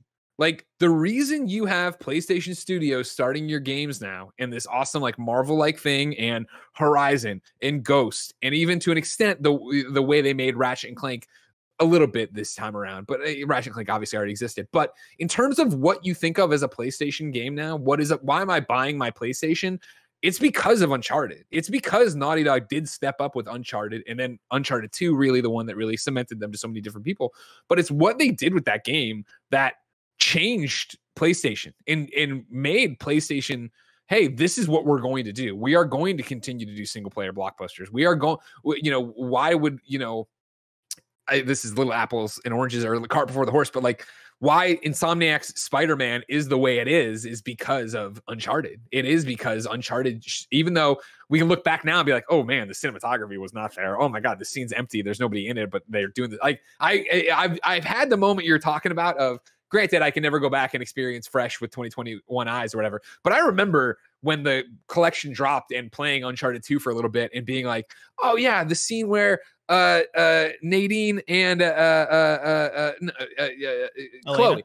Chloe. Sorry, I'm getting Lost Legacy involved. When Chloe Fraser and Nate meet for a drink at the thing and they're sitting there with their beers, I remember that when I watched, I'm like, holy shit, this looks terrible. Like this done like it's a giant empty set pretty much, and they're sitting at this one table drinking beers, right? Like you can say like, yeah, obviously that doesn't look great, but I think it sets PlayStation on this path to make what they do and change the way PlayStation thinks their games are. Yeah. And I mean, I think part of it, when I talk about Uncharted 4 specifically, I would say it took Last of Us for me to kind of get them there, where you have Uncharted 1 through 3, and they are setting up exactly what you're talking about, Greg, in terms of this cinematic of it, the performance, all the stuff that we've talked about. Last of Us, I feel like was actually that put into a game that for me was actually the proving point for Naughty Dog in terms of turning me into a fan, where I was like, shoot, I love the gameplay of Last of Us. I know that's a whole thing we can debate about also, because I know plenty of people out there don't love the gameplay of Last of Us as much. But personally, as a stealth game and as a game that is more brutal and a game that's more in your face, I thought both the story was so beautifully told. Like, for me, that is a masterpiece. That is my 10 out of 10 if I was reviewing it for IGN, where the story and the gameplay work so well together. And it similarly has that thing that I could put it into the blocks of, all right, the gameplay elements of The Last of Us are shooting, puzzle solving, and pretty much the stealth. Like, it's those three things basically, right? The stealthing and the clickers and all opening that stuff. Opening drawers and crafting, getting the pallets and getting Ellie on it and swimming around with her. Yeah, but to talk about it being that evolution that took them to Uncharted 4, right? Like Uncharted 100%. 3 feels way more basic. You get into Last of Us, and even the things we mentioned feels like way more than what was in the first Uncharted 1 through 3, even though we make fun of the palettes and all this stuff. But that was them starting to figure out, how do we pace this out better, right? Yep. Okay, cool. We'll do, you push this thing for Ellie to climb. That's going to take us to the next thing. Or you're going to, Ellie can't swim, and so you're going to have to do this activity for 5 minutes to get Ellie to the other side of the thing. That's going to be a way we break it up. Cool. Now back to combat. Now back into stealth. Now back into story. Like, it was them getting to the point where, it felt like them understanding what the Naughty Dog vision was more and more. And Uncharted 4 felt like the next step of, finally we got it. Finally we know what Uncharted needs to be. And that, for me, that is what makes Uncharted 4 and Lost Legacy my two favorite Uncharted games. Sure. Because it felt like them finally cracking the formula in a way that I do think, Janet, I don't want to speak too soon, right? And I don't want to put pressure on you. I do think if you tried out Uncharted 4, you might be pleasantly surprised compared to the first three. A really old, not super relevant book club or something, because like I'll do it, but like I don't know. I guess I want to do it have at least a payoff of it of going through it, because I probably would also bring my brother in just so we could finish out this series we started so long ago together to do. But the thing is too, with a lot of what y'all are saying, I mean, I think it depends on how are we rating it or what are we rating it on, right? There's like the classic, we could rate it with review scores. We could also rate it with like best franchises in PlayStation or best franchises ever. Like, I think overrated is contextualized by, for me, like when I think of that is, are the games good? I think you can give something its flowers without acting like the game is still like really fire. Like, I think that can exist. And for me, like when you think of like other older franchises, bring up The Last of Us, for me, that is a game that I played now, and I was like, yeah, this is a masterpiece. And I'm not, obviously, you know, my opinion's not the end all be all of like, this is the definitive answer for whether or not this is overrated or underrated. But I think for me, I'm like, I have gone and played old games in the modern era and had them hit and had them not hit. So I feel like, you know, that's just kind of the line. I think the, what you bring up with pacing with 4, it does make me optimistic, because there are moments of like, you know, I think when I mentioned that, like, I don't really like the Uncharted games, people assume that like, I just played them for 30 hours. Like, you know, like there are things I still enjoyed in them. Like, I think the scene where, you know, Nathan's a kid is like one of the best scenes in that franchise. Like, and I think little things like that, where it is, again, breaking up the gameplay and giving me more dynamics, is where it is at its best, versus becoming kind of like a lot of the Uncharted experience is very much like an arcade vibe, but that goes on for like 8 hours. And I'm like, look, this is fun in a small piece, but it's not fun to do over and over and over again. And the puzzles are bad because they're literally just like, look at the book, and then it's like, oh, I wrote down to turn the seal, and then you turn the seal. Move this thing here. Put the elephant there. Yeah, and it's not a puzzle game, but, you know, it has puzzle elements that aren't that good. One thing I'll add, just with the encouragement of Uncharted 4, like you were talking earlier about like how plot and character stuff, like they definitely feel separate in the first 3 Uncharted games, to me at least. Like there's the plot, and then there's the small character moments that Greg brings up that I also do personally really like, of like the whole like little threads of Drake and Elena and all that stuff, right? But then the plot is the plot, and I think with The Last of Us, Naughty Dog as a studio learned that the plot should be the character stuff, and that should be the focus. And I think they learned a lot of that from The Last of Us, and I think that's why The Last of Us really stood out to all of us, because the plot of that game is like, all right, it's a road trip kind of thing. They go from point A to point B, but like the real meat of that story are the personal relationships, and I don't think the first 3 Uncharted games really nailed that as well. There are moments for sure, like Janet was saying, like I love Sully, I love Nate to a certain extent. I love all of the core cast, but they weren't the primary focus of things, right?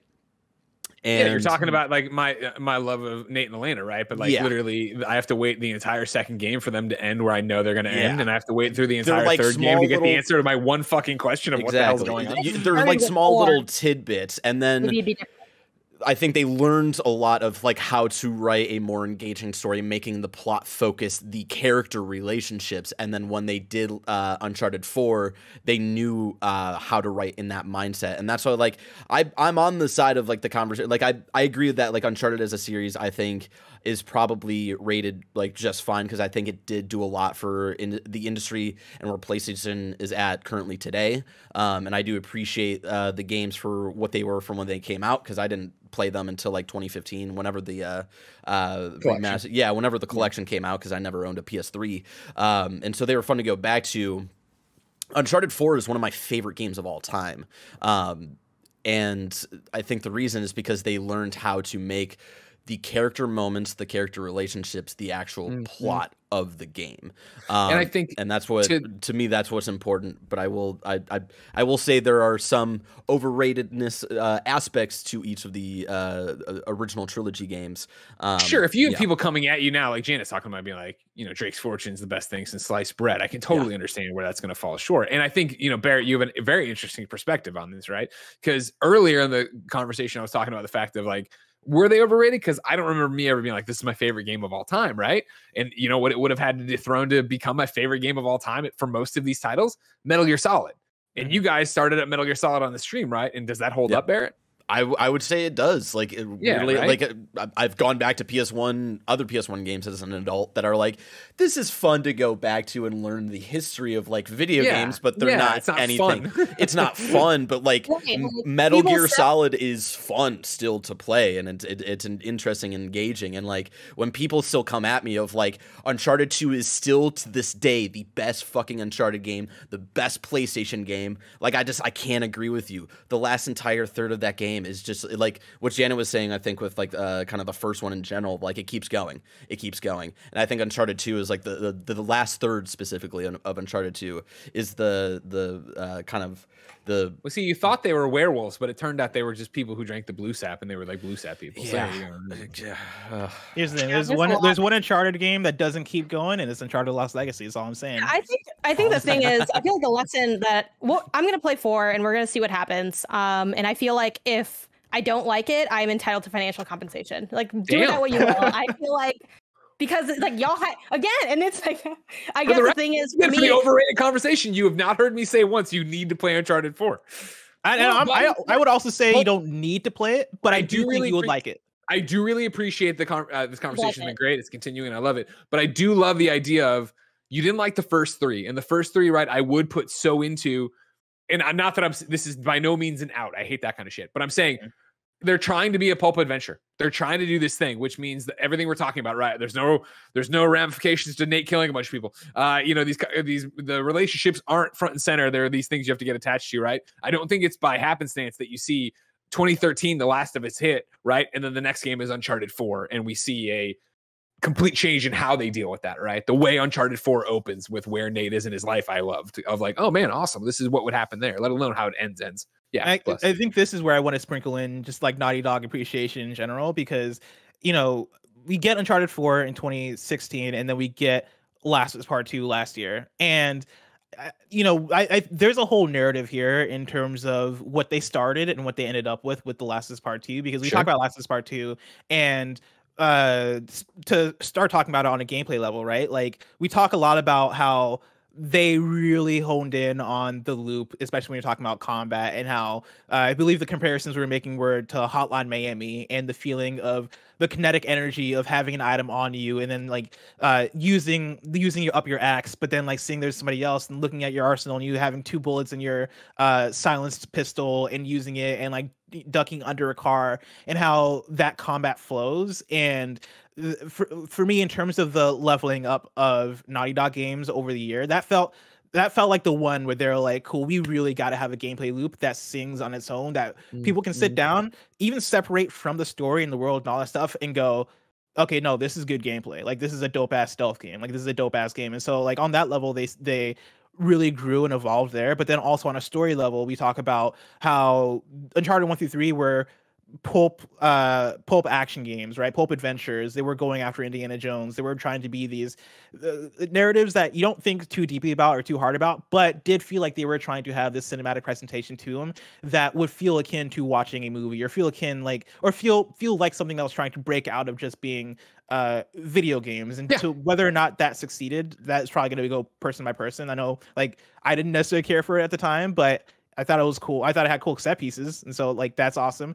But you didn't get into Last of Us 1, which felt like them finally figuring that out, and then Uncharted 4, which felt like them going back to that pulp action adventure, but also figuring out in a way where Uncharted 4 story, also one where I'm like, it's a good story, like it's fun. It's not the best story ever told or anything along those lines, but it's a fun story to follow and enjoy.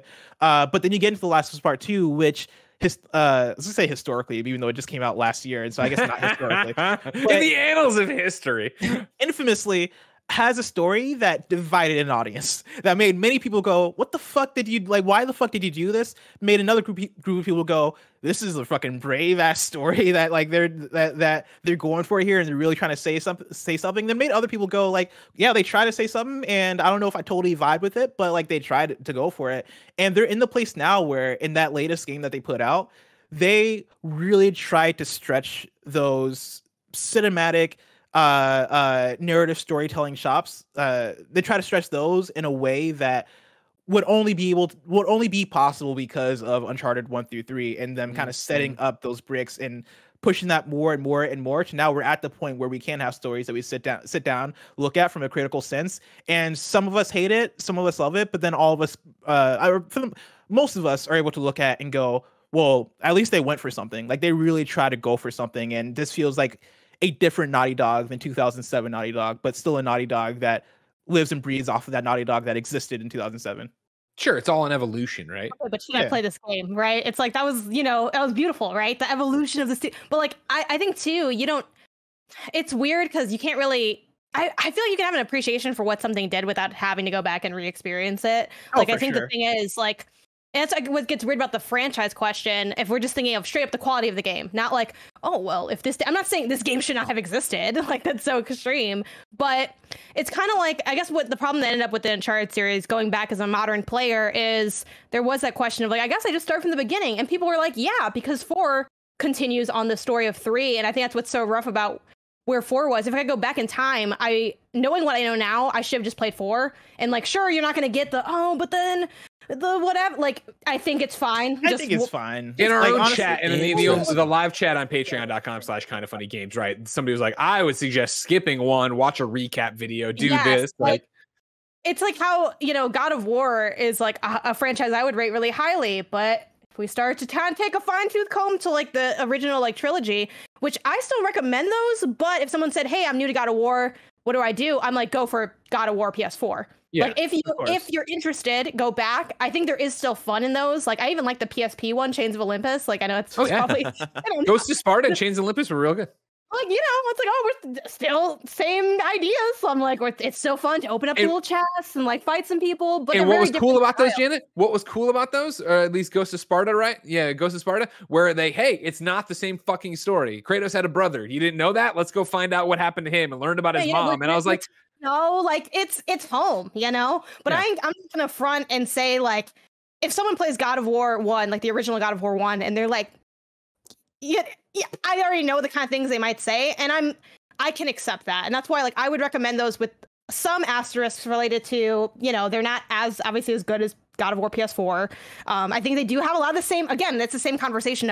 A lot of what makes God of War on PS4 great is it's pulling from those mechanical and narrative ideas and just doing so much more with them. But like, just because I have respect for that original trilogy doesn't mean that I think it's going to hit the same way it did when I played it. I still think those are actually a bit fun. So I still would recommend, like, I think they're worth checking out, but I would not start there. Cause I think if you start there, you might be like turned off. Yo, what happened? Yeah. Like, what's going on? Why did you send me here? I think there's an element places, and then the flaws and you don't mention the flaws and you only mention the good, and then you're like, oh, I'm sorry. Like I think there's an element of us here being people who have experienced PlayStation over the years, being PlayStation fans that going into 2018, there's something different that hits when we have played the earlier God of War games. Granted, I've only played through God of War 1 and 2 and only some of 3. I never actually finished 3.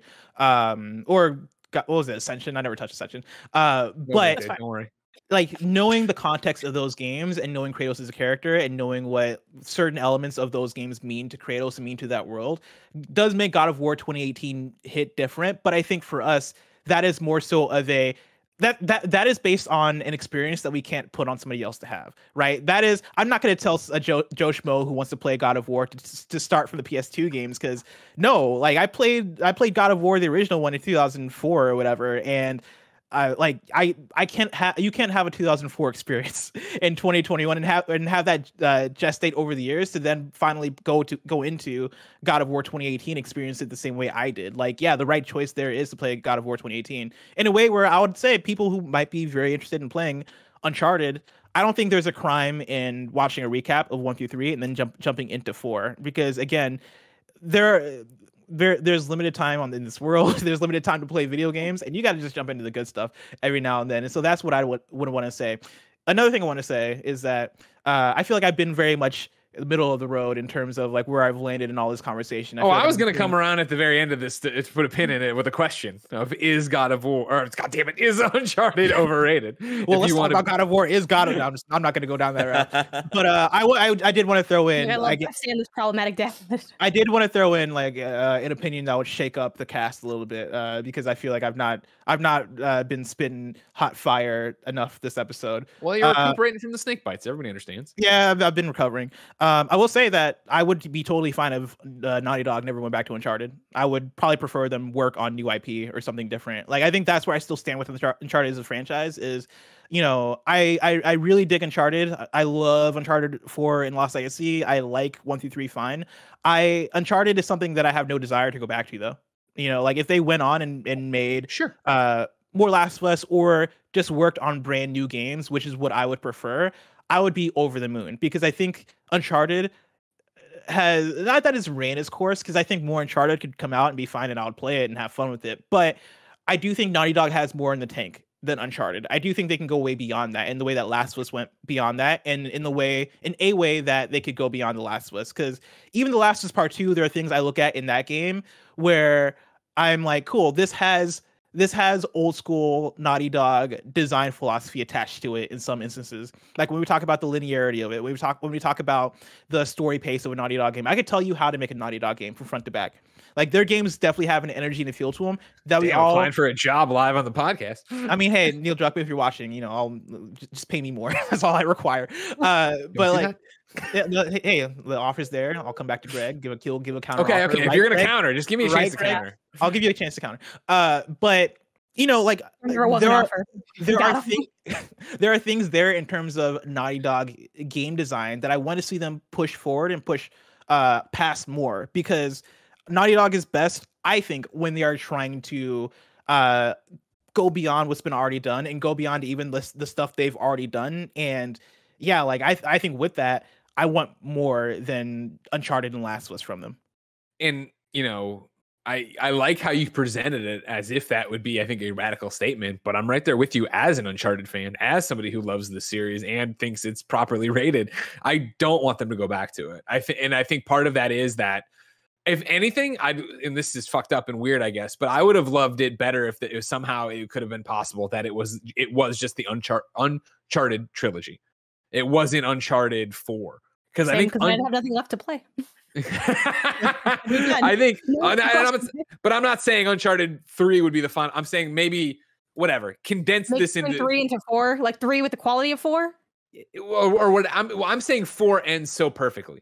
If 4 ends literally feeling like you're closing the book on it ends the way I want something that is a definitive end to end. And I know they were always very clear that 4 is the end of Nate's story or whatever, but I never wanted that to be then that Uncharted or that Naughty Dog's coming out and saying, all right, now we're telling Chloe's story full time or whatever. I think there's, the rumors that had for so long had been that turned out to be, them trying to do a remaster of Uncharted, right? It was that San Diego studio would be the ones who would go and continue it, yada, yada, yada. I'm fine with where Naughty Dog left Uncharted. I think they ended it beautifully, and I think that's the perfect place to put that book down and go. And I'm in the same boat with Last of Us. Now, granted, I was in that boat with Last of Us Part 1, where I wanted Last of Us Part 1 to be the end of it, where I thought that's such a cool ending, and it's open interpretation, and we can go with it whatever we want. Turns out Last of Us Part 2, and I said at the time, too, that if they wanted to do more, obviously, I'm going to be there ready to scoop it up and play it. Last of Us Part 2 also ends beautifully and heartbreakingly and bittersweet, but ends with a... Now it's open to your interpretation of what happens next. I do not want a Last of Us Part 3. Again, they'd announce it, and I'm sure it would be great, but I'm right there with you, Bless, of I would love to see, again, everything they've learned, and what do you do with a new IP? Where do you go with that? And again, so many people you already mentioned were pro or con Last of Us Part 2, right? Both in terms of story, but also in terms of it's not even about the clicker so much anymore. It is about man's inhumanity to man kind of thing. It's the same way where I think you can get boxed in by what you're doing. And I think that is it's to the detriment of the first 3 Uncharteds. And it's why Janet can't connect with them and why, Bless, you couldn't connect with them too, right? Of cool, it's a pulp adventure, which means there are all these things that are shortcomings of that genre's storytelling, but you look past them because it's a pulp action adventure. And I'm sure there were meetings and design docs and early things that were left on the cutting room floor of well, what about this? Well, it doesn't work with the world we're building. We're building a world, right? Oh, no. Okay, cool. But that is going to alienate people. And then you see Last of Us hit, and you see that expand, and you see Uncharted 4, I think, be a game that does expand it a bit beyond the shortcomings of it and makes it a little bit less of a pulp action adventure, even though it still is. Mm-hmm. So, what do you want from Naughty Dog? I'm curious. About me? In the future. Yeah.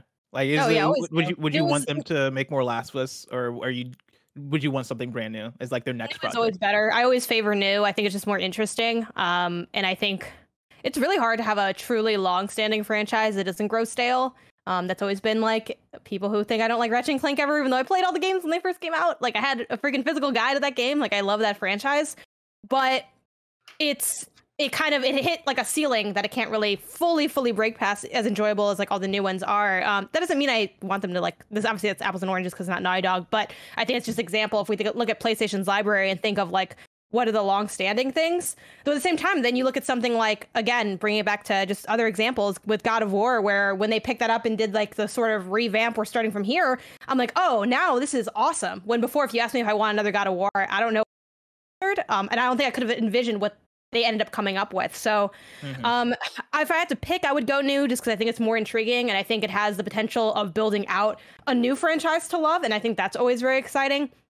But again, I had the same vibe with The Last of Us, where I played the first one and I'm like, wow, man, it would have been great if they just ended it here. But like, I'm guessing, you know, it probably also was like a financially really viable story to continue, right? Like, this is a franchise right here. Yeah, like, sure. you know, Natalie Flores had one of my favorite quotes of all time, you know, works at Fanbyte, does a bunch of other things, amazing writer and critic. When she had said a story is over when capitalism says it is. And I'm like, oh my God, you like, oh, that's really good. Yeah. Yep. You really spit that day when she said that. And that is so true. And I think that's why we had, in part, at least why we had Last of Us 2, not to undermine the creative vision that I'm sure they had from when they made Last of Us 1. Like, I'm sure it was a long process of coming up with that story. And I love Last of Us 2, and I'm so glad they did do it. And Last of Us 2, I liked enough where it does make me want Last of Us 3, because I just trust that they're just going to bring the heat all the time. Like, I like Last of Us 2 more than Last of Us 1. I'm like, Last of Us 1 is a 10 and Last of Us 2 is an 11 in my mind. Like, it's just so fantastic that I do want more of it. But yeah, I mean, I think new is always more interesting. So I would pick new if I had to vote. All right, so then final question to end all this and move on to the rest of the show, which we can do in lightning speed if you want. But is Uncharted overrated? I put up a poll on Twitter right before we went live. We had about 3,800 votes. 72.8% said no, it is not overrated. 27.2% said it was. I stand by that. I do not think Uncharted is overrated. Blessing, by your definition of overrated, is Uncharted overrated? No, it's not overrated. Except by IGN reviews. I think the IGN reviews. I agree. You know, Roper, he liked Uncharted 2 too much. 9.5 for a game that was a rehash of Uncharted 1 with a train.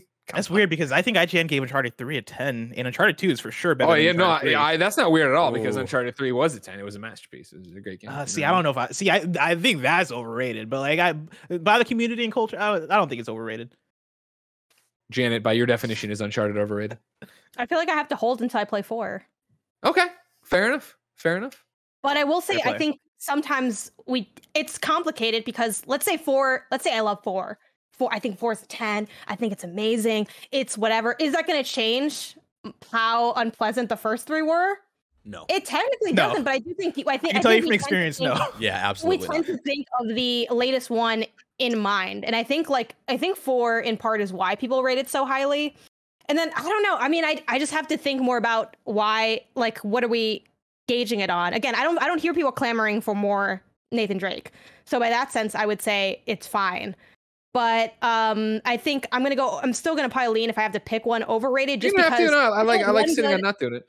I feel like one good is not, or one great, one fantastic is not enough to rewrite what I had to go through to get there. But I would like to do 4 and then come back and give an official definitive opinion on the franchise, and then have it be done. Hopefully they don't make more, so I don't have to keep playing them, because I don't think I like them very much. This is what's gonna happen. Didn't like for work, so we can just keep it. It's another day in the office. Like, I could do it. Let's queue it up now. I'll download it. I got to delete some stuff probably, but we'll figure it out. Now, I want to make a pizza bet here. Yeah. Oh. After playing 4, does Janet like 4 enough to play Lost Legacy? I'm gonna bet yes. I think she does. Yeah. Yeah, I'm gonna bet yes as well. Then what am I? Okay. Janet, if you like the game and play the next one, you have to buy 3 pizzas for all of us. Yeah, but the California pizzas. So what is? I picked the place. You gotta buy the $25 pizza. Okay, I'm gonna put in an invoice for the $25 pizzas for the bet that I was made to take for work. Tell you what, so it's a pizza bet. If you like it enough to go play Lost Legacy, Kind of Funny will buy all 4 of us pizzas, and we can have them as a pizza party here on an upcoming PSL. Charge them to Kevin's card. We will charge Kevin's card. Yes. What happens if I don't like it enough? I send bees to everybody's house. No, not the bees. God, no! I hate that. I've been bit by snakes. Now I got to deal with bees. God damn it. Bees. Blessing. Sure. It's been a long time. You're already committed. It's too late. You're committed, Janet. It's too late. Sorry. Blessing. Sip your water. Go. No, it's fine. It's fine. Tell me. Oh, it's time for PlayStation updates, and you haven't done them in a long time. And let me tell you, it was chaos without you. Oh, I could imagine. You know, I leave, everything burns down. Also, do you not have ads this episode, or are you not plugging in? Me and Barrett talked on Slack that I should have done it a long time ago. Okay. So Just don't worry about it, Les. Don't worry about it. Don't worry about it. Just be part of the show. Yeah, just be in the moment. Of course, this is PlayStation updates, your greatest hits of PlayStation news for the week. These are all going to be quick hits because there's so much in here, but none of it is like big news. So let's start off by saying it's T-minus 25 days until Ghost of Tsushima Director's Cut. What are our hype levels? Of course, last week we got more details on what we can expect from the Iki Island expansion. I'm going to read just a little bit from Adam Bankers at IGN, who did a whole write-up about it, who writes, Iki Island is a real island to the southeast of Tsushima, and it was also invaded by Mongols during the time period that inspired Ghost of Tsushima. In the expansion, Jin Sakai learns of a mysterious Mongol tribe that has gained a foothold on Iki and is led by a revered shaman called Ankshar Khatun. The shaman is known to her followers as the Eagle, and not only is she a conqueror of nations, but she is also a shepherd of souls and presents a danger to Jin and his people, unlike any they have faced. To stop this threat, Jin must return to Iki, a place he has gone once before. He will need to confront his old fears and deeply buried traumas while stopping Khatun and her followers. In doing so, you will also learn more about the dark past of Clan Sakai. What are our hype levels for Ghost of Tsushima Director's Cut coming out in 25 days?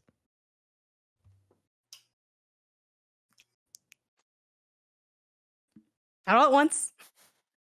I know Janet's hype level. I want to hear her say it just to keep alienating the audience. I know. Why? Back to back. She hates on. Uncharted. She hates Ghost. Wait. I've not been on. Was this a thing when I was gone? Blessing, good fucking luck to you with this woman when I'm gone. All right. Good I can Lord. deal with the Uncharted hate because I was with you for most of that. I can't deal with Ghost of Tsushima hate. How did you get this gig? I'm that good at every other aspect that it doesn't even matter. It's almost as if that's not what the job is. But listen. Greg Miller will sit down and accept all the bullshit you have to say about Uncharted. I will not sit here and listen to you talk about Ghost of Tsushima and act like it's anything really less than upset excellence. when it's just the three of us. You're gonna be real upset. Everybody start writing in for next week's topic is Ghost of Tsushima overrated. Oh man.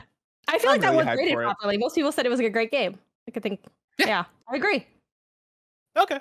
I played it. I beat it. I think I'm good. Like, well, here's the thing too. The thing is, even if I loved the game, which I'll admit that I didn't, like I wasn't enamored by it, I just rarely do DLC. The only reason I'm excited for the Death Stranding thing is because I haven't played Death Stranding. So now it's like, oh, great. I'm going to go in for the first time and there's all this extra stuff. But yeah, I'm not particularly like on the edge of my seat for it, but that's honestly more of a DLC thing than the game. I'd feel that way for pretty much any game, even if I was in love with it. And that's totally fair. I think I'm in a similar place where I'm not on the edge of my seat necessarily for Director's Cut, but I'm heavily looking forward to it for the new Iki Island stuff, but then also Legends, going back in there with Angel Goldfarb and the squad. Legends yet. There's going to be Legends. And remember, we made a pact. We're all jumping into Legends together. Isn't that right? Yeah, that's true. Sure. Hell yeah. We'll have it with pizza. Barrett, you too. Nah, I never made that pact. I forget. Is it 3 players or 4 players? It's 4 players. There you go. Yeah. I remember you being there. We could also replace Barrett with Andrew Goldfarb. I'm sure he'll be down either way. Yeah, I mean, you say you're not on the edge of your seat for it. I am 100% on the edge of my seat for it. But I remember, Janet, I think, and correct me if I'm wrong, I think it's another similar thing of identifying the game and that being something that I like a lot and something you didn't. Where at the time when I reviewed Ghost, right, I was like, this is a video game. And that was the thing where it is like I see the systems and I see that this is just a side quest and I'm like, I'm totally down for that. I do want to just knock shit off the map and do stuff like that. And that for me with Ghost has never gone away. I've always been like, oh man, I wish there was more. That's the game I platinumed and wish I had more to do. So the fact that I'm getting that tester said it was something like 15 hours, 10 to 15 hours was the rumor, right? Like totally. I hope that's true. I hope it takes me that long to get all the trophies in it and explore the island and get all the stuff for it. I can't wait. Yeah, and I will say the stuff that they mentioned in the article too and on the PlayStation blog makes it seem pretty substantial, the amount of stuff that's in there, especially when you go and watch the new trailer that they dropped with the story details. Like, it looks really cool. I talked about it on a different show. I was talking about how like some of the color of it, like when you walk through caves and all that stuff, reminded me a little bit of how different stylistically Legends was from the original game. It seems like Iki Island might have some more like might take some influence in terms of, hey, we went a left direction with Legends, let's go a right direction with Iki and have it be like in the way that Legends was a lot of reds and a lot of extreme colors. Iki is like more greens and blues, and is going to have a distinct look and feel from Tsushima, which I'm looking forward to. And I think what they talk about in story sounds interesting as well.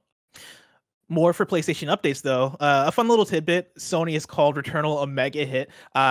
This is tweeted out last week by Benji Sales, who tweeted, according to the updated PlayStation Studios website, Returnal from Housemarque is considered a mega hit by Sony. This is on their page where they have all their different logos for PlayStation Studios, and under each logo they have like a brief description, right? Like Naughty Dog, developers of the critical success Last of Us, stuff like that. And so they've added Housemarque, and they under it says the studio behind mega hit Returnal. But just as a fun tidbit, Returnal, mega hit, everybody.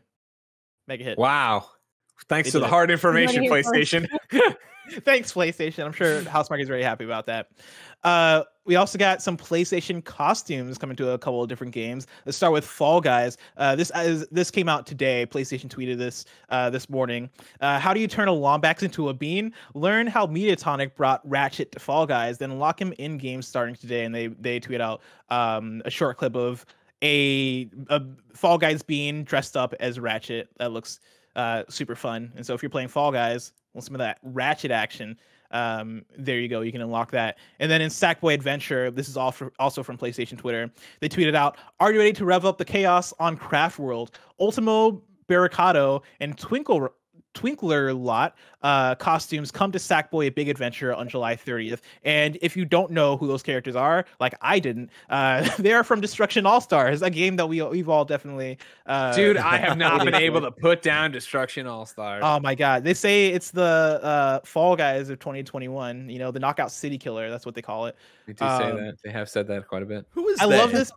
I love this because I like the idea of they might have had this in the pocket for a while. Like this is in the plans for a while, and this feels like the most random time to drop Destruction All-Stars DLC into Sackboy: Big Adventure. Well, it's still so weird too. Just like Sackboy: Big Adventure, like a game nobody talks about ever. You know what I mean? Yeah. And like a game we played, and it like I think in the older days this would have had. It has a negative connotation now, and I don't mean it in a negative way. But even now, however many months removed from the launch of the PlayStation 5, I look at Sackboy: Big Adventure and I go, yeah, that's a launch game. You know what I mean? That's a launch game. Yeah, like it was great and good, don't get me wrong, but like it was another game that I feel like struggled a bit with pacing, and it's just a game that came out and people played, but like it wasn't so astonishingly good that I mean, like look at how Miles Mars didn't do it for you. Didn't take it to that next level? I thought that was great. I thought that was cool. I'm not taking away from that moment. I enjoyed what I played of Sackboy: Big Adventure. I'm just hearing that you hate the game. That's what I heard. You know what? Just like how Blessing hates Miles. Yeah. I'm just like, wow. I enjoy Sackboy as a launch game. More than Miles. I don't know. It was the least exciting point of the launch. And I'm still working my way through it just because I made the great and difficult decision of playing it with my entire household. So there's 4 of us total, and trying to get 4 adults to all have the free time and the desire to play Sackboy: A Big Adventure has been a bit of a challenge. We're slowly working our way through. But yeah, I don't know. I feel like the game didn't do anything wrong. It just didn't like resonate, I think, that deeply with a lot of people. As the biggest Sackboy: A Big Adventure fan on this panel, I will say that I do think it's a missed opportunity that they don't drop continuous DLC. Like I think that could have been the opportunity to turn Sackboy into an ongoing thing, is if they did add some of the create a level elements from Little Big Planet. Like I understand they didn't want it to be Little Big Planet, but I do think you miss out a bit when you have these costumes that they're adding after the fact, after all these different PlayStation Studios games. That is really exciting, but who's going back to playing Sackboy: Big Adventure over time? Like I really dug Sackboy: Big Adventure, and I've not gone back to play it. And so if I'm not doing it, then who is? And the secret to not finish it in time, and then now I'm picking up all this extra content while I slowly make my way to the end. There you go. But yeah, I wish they had a create a level or an ongoing system, or they would update it with new levels to give people that hook to come back. Otherwise, I feel like this is a weird one to add in. And that's the thing about it, where it's like I enjoyed Sackboy's Big Adventure when I played it, but I'm right there with you guys, or I'm right there with I think most people which was that I played a few levels of it and enjoyed it, but then I was like, I gotta go play Miles. I gotta play this. Oh, this PlayStation 5 update just came, or this is running back, and I've never made my way back to Sackboy to the point I think and of course, because of can't expand my hard drive, I'm pretty sure I've deleted it off of it at this point. I'm like, it's always one of those. One day I'll get back, but like, really, do I? Is there like, I think I get what that game is, and it was great and fun, but like, I'm not being drawn back. I'm not being pulled back. And then one more for the costume section of the show. Aloy is coming to the world of Teyvat. Playing once again PlayStation Twitter. This time PlayStation Europe.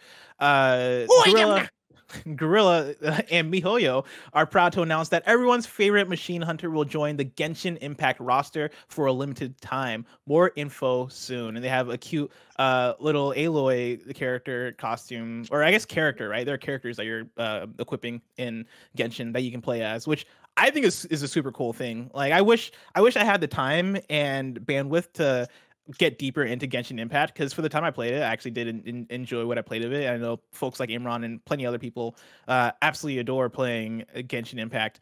But yeah, this is a cool idea. And with the character system that they have in that game, where you are unlocking a bunch of different characters, buying characters, doing character packs and all that stuff, and that affects the way you play. Super cool that PlayStation's like, yo, let's just throw Aloy in there. I turned on Genshin Impact once and I did not get far. No. Well, if you are playing with Genshin Impact and there's Aloy. Oh man. I also think I feel like that's what I was leaning on. I'm like, all right. I also do want to point out this. It feels very Nintendo, like PlayStation this week, with all the different PlayStation Studios costumes in these games. Like, that out there feels like a Nintendo out there and market move. And so go out there and market. Yeah, give me a. I was gonna say give me a Shadow Colossus costume in Ghost of Tsushima Legends, but I think that does exist. And so they're out there doing it. They they're had doing the best thing. Yeah, all those additional cosmetic stuff that you could find. Yeah, like the unlockable masks. More for PlayStation updates. August PS Plus games have been revealed by the PlayStation website, seemingly accidentally. You're getting in August Plants vs. Zombies Battle for Neighborville, Tennis World Tour 2, and Hunter's Arena Legends for the PS5, which, if you remember, that is from the PlayStation State of Play from recently, and it's like a battle royale melee game, fighting game, right? Yeah. I'm gonna check that one out. I remember doing that State of Play, as soon as they said fighting game battle royale, I was like, oh, that sounds like something Blessed would be about. Yeah, and at first I was like, I don't know, man. There's some other games that are coming out in August that are doing similar things. Like, I think Naraka Blade Point might be one of those games. But sure. Hunter's Arena, them saying it's PS Plus was the one thing that made me go, why not? I'll download it, play a match or two, have fun, or not. We'll see.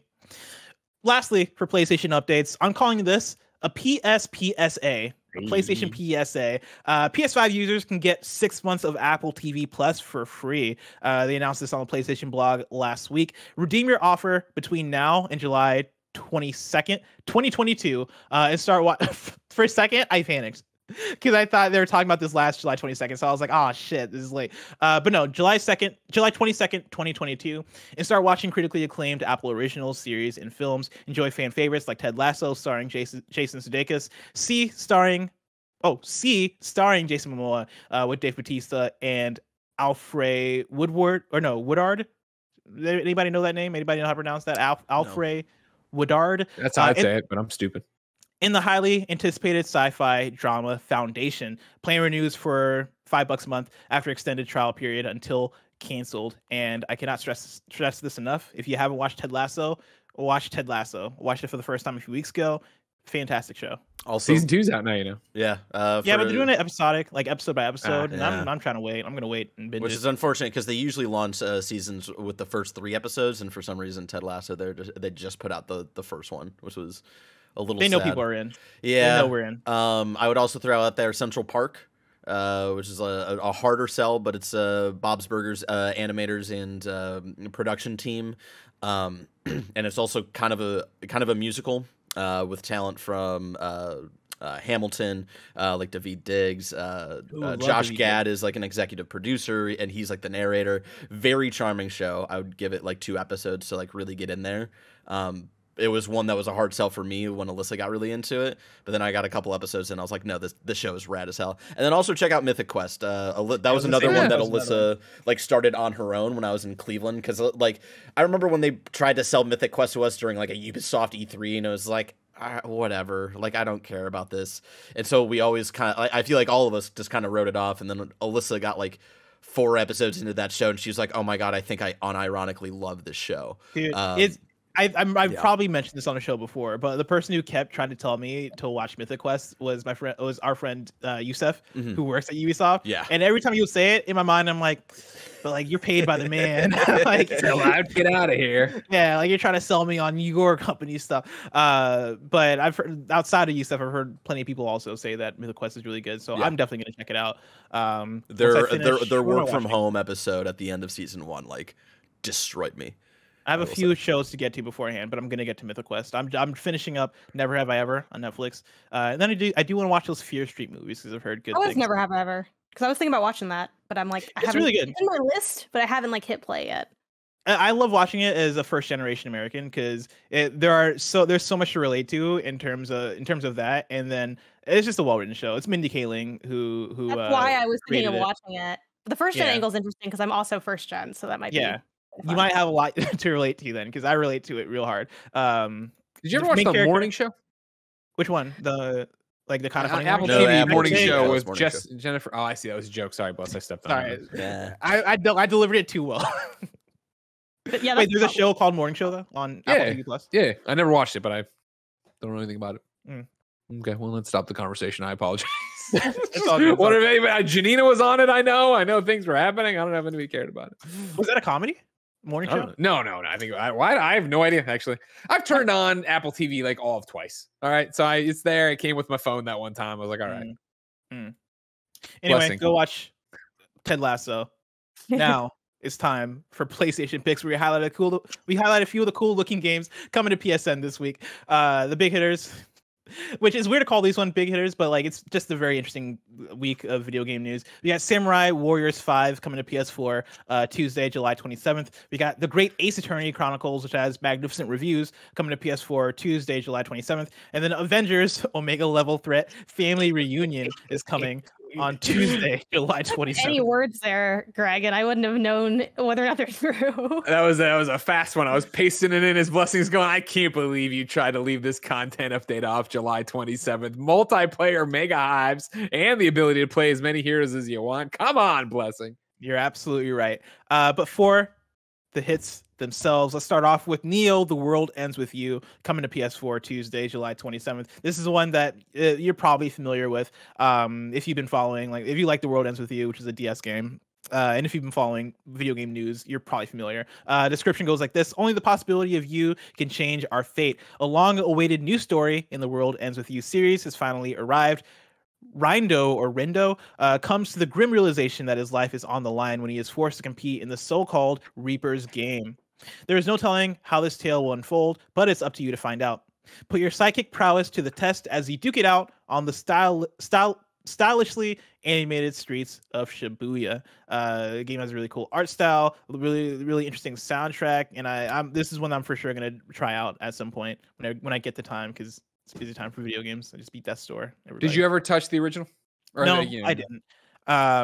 But I do want to check this out, because the reason I didn't touch it is because I just never had a DS.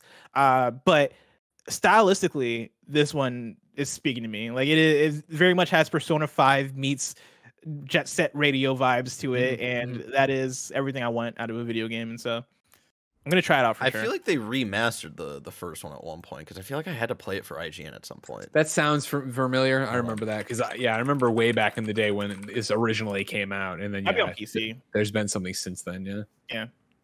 We also got Tribes of Midgard coming to PS5 and PS4 Tuesday, July 27th. Heads up, the giants are coming. Mythical creatures, deadly spirits, and gigantic brutes threaten to bring on Ragnarok, the end of the world. Form your tribe. I love that they attack on the end of the world. In case you don't know what Ragnarok is, something that's been very popular in pop media for the last 6 years. Form your tribe of up to 10 and become Viking legends in this action survival RPG of gigantic proportions. This is one that's published by Gearbox. If you were paying attention to E3, you might be familiar from this one appearing at half of the presentations. Yeah, if you're into survival games or Greek mythology. Or not Greek, sorry, Norse mythology. You said everybody knew about it, and you screwed it up right away. I did screw it up. There you go. Tribes of Midgard. Do either of you guys have any interest in this one? What I had said over and over again as we watched it on every presentation possible, it felt like, is that this is that game that sounds like it should be a Greg game, like with the action RPG stuff. I was like, what? But something about it wasn't clicking. And so I got review code for it. The embargo's up, but I've only been able to like do the tutorial. And what my impression from the tutorial was, oh, this is like a survival game, because I had to go like get like wood and all this stuff. I was like, oh, and it's like I'm just defending my town from things coming to attack it. I'm like, that is not a Greg game. It might be that like the leveling and the accomplishments of making your character, stronger and better are, but like that setup of a game isn't my jam. So like I don't even have an opinion on the actual game itself as much as I didn't want to play that. Yeah, it has a bit of Valheim vibes to it, if you remember Valheim. Yeah, a lot of people talk about that. I think too, and like I wasn't that in, like I played a little bit of Valheim with my community, and I just don't think that loop is super satisfying to me. Like I think there's a lot of fun to be had, and it's cool like talking to people while you like go through the stuff in Valheim specifically. So then seeing this, like it's awkward because the gameplay is not the same as Valheim, but like I just kept thinking of Valheim when I looked at it. So it's I mean, it describes itself as a survival game. I think like the main difference here is that it seems like it's way more of an isometric view and then different like plot setup, and you're dealing a lot with giants and shit. But yeah, I'm with you guys that like Valheim for me, I wanted to try it out, but I'm just not a survival game person. And I'm also not, I genuinely like isometric views don't do it for me in video games. And so seeing that's a survival game with an isometric view where you're going through and doing all this stuff, I'm like, it's probably not. It's probably for a different audience. I'm sure people are gonna dig what they play of it, but I'm gonna stay away. We also got The Forgotten City coming to PS5 and PS4 Wednesday, July 28th. Travel 2,000 years into the past and relive the final days of a cursed Roman city, where if one person sins, everyone dies. Unravel the mystery at the city's heart by exploring its deadly time loop, questioning locals, exploring and solving puzzles. The fate of the city is in your hands. Now, here's the thing. I saw this on a list of game releases, and I was like, okay, this looks interesting. Oh, time loop. You're trying to unravel a story's mystery, or a mystery in a story. Cool. That all sounds fun. Then I started looking more into it after watching the trailer, and I want to pull this from the website of the game. The Forgotten City is a mystery adventure game of exploration and deduction and reimagining of the critically acclaimed Skyrim mod that won a National Writers Guild award and racked up over 3 million downloads. If you like the mod, you're going to love the standalone game. We've taken the best elements of the mod, rewritten the script, which is now more than twice the length of the original at 80,000 plus words, and added plenty of exciting new twists, endings, and surprises. Everything about what this game seems to be kind of speaks to me. Like I love deduction, I love all that shit. But the fact that it started as a Skyrim mod, I think is just the coolest, weirdest thing. And so, shout out to The Forgotten City, which now I want to try out. In my runarounds today, IGN 2 days ago had an article that was The Forgotten City's 9-year journey from Skyrim mod to standalone game. So you can go get that on IGN if the story interests you. Really cool. Then lastly, we got Eldest Souls coming to PS5 and PS4 Thursday, July 29th. Fast-paced and brutally challenging, Eldest Souls is a unique boss rush Souls-like experience. In a final act of vengeance, the old gods have unleashed a great desolation upon the world. Mankind's only hope lies with a lone warrior and his great sword of pure obsidian. So go get him. This seems like another pixel art style indie that takes a lot of influence from Dark Souls and from software games, and the character design looks really cool. And it seems honestly, like doing a lot of boss battles. Titan Souls vibes.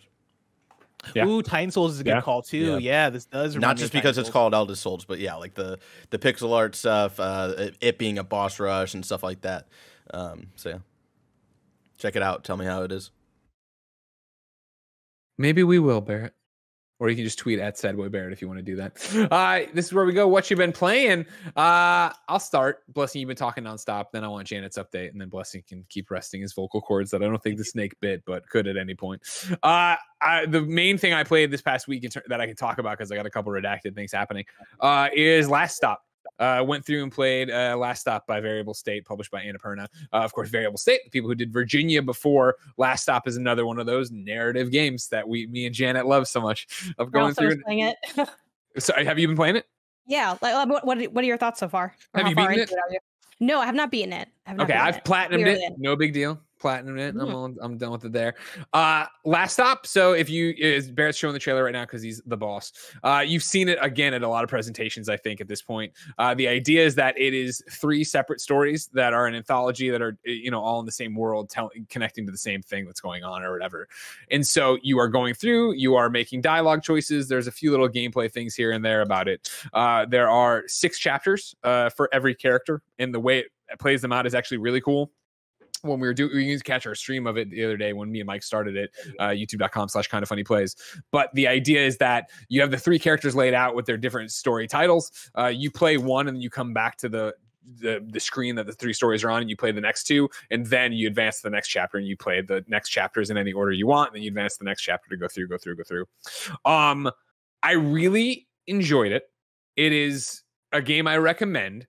I do not think it sticks the landing. It's 6 separate chapters for all 3 characters, and then 1 chapter 7 to end it. And I think that no spoilers, but I think chapter 7 detracts from the overall product. Where I think chapter 7 because what's fascinating about it that I really dig is that each one of the stories you're playing for each one of the characters feels like you're in a not self-contained, but you're in a movie. And what I mean by that, right, is like, the woman you just saw running around there is like this FBI agent or some kind of agent, right? So it feels very much like, at any moment she could be like a Jason Bourne kind of thing, right? So it's not a thriller, but there is some espionage to it or whatever. And she's like this character who's existing in the gray. Then there's this other character that's, this teenage girl, right? Hers is more of a, we're in over our heads and what are we going to do kind of story. Oh my God, we got to figure it out. And then supernatural stuff starts happening with that. And then the third is, a buddy comedy. You've swapped brains. You've done a body switcheroo here, right? You're in somebody else's body, they're in your body thing, and that entire one plays out as a comedy.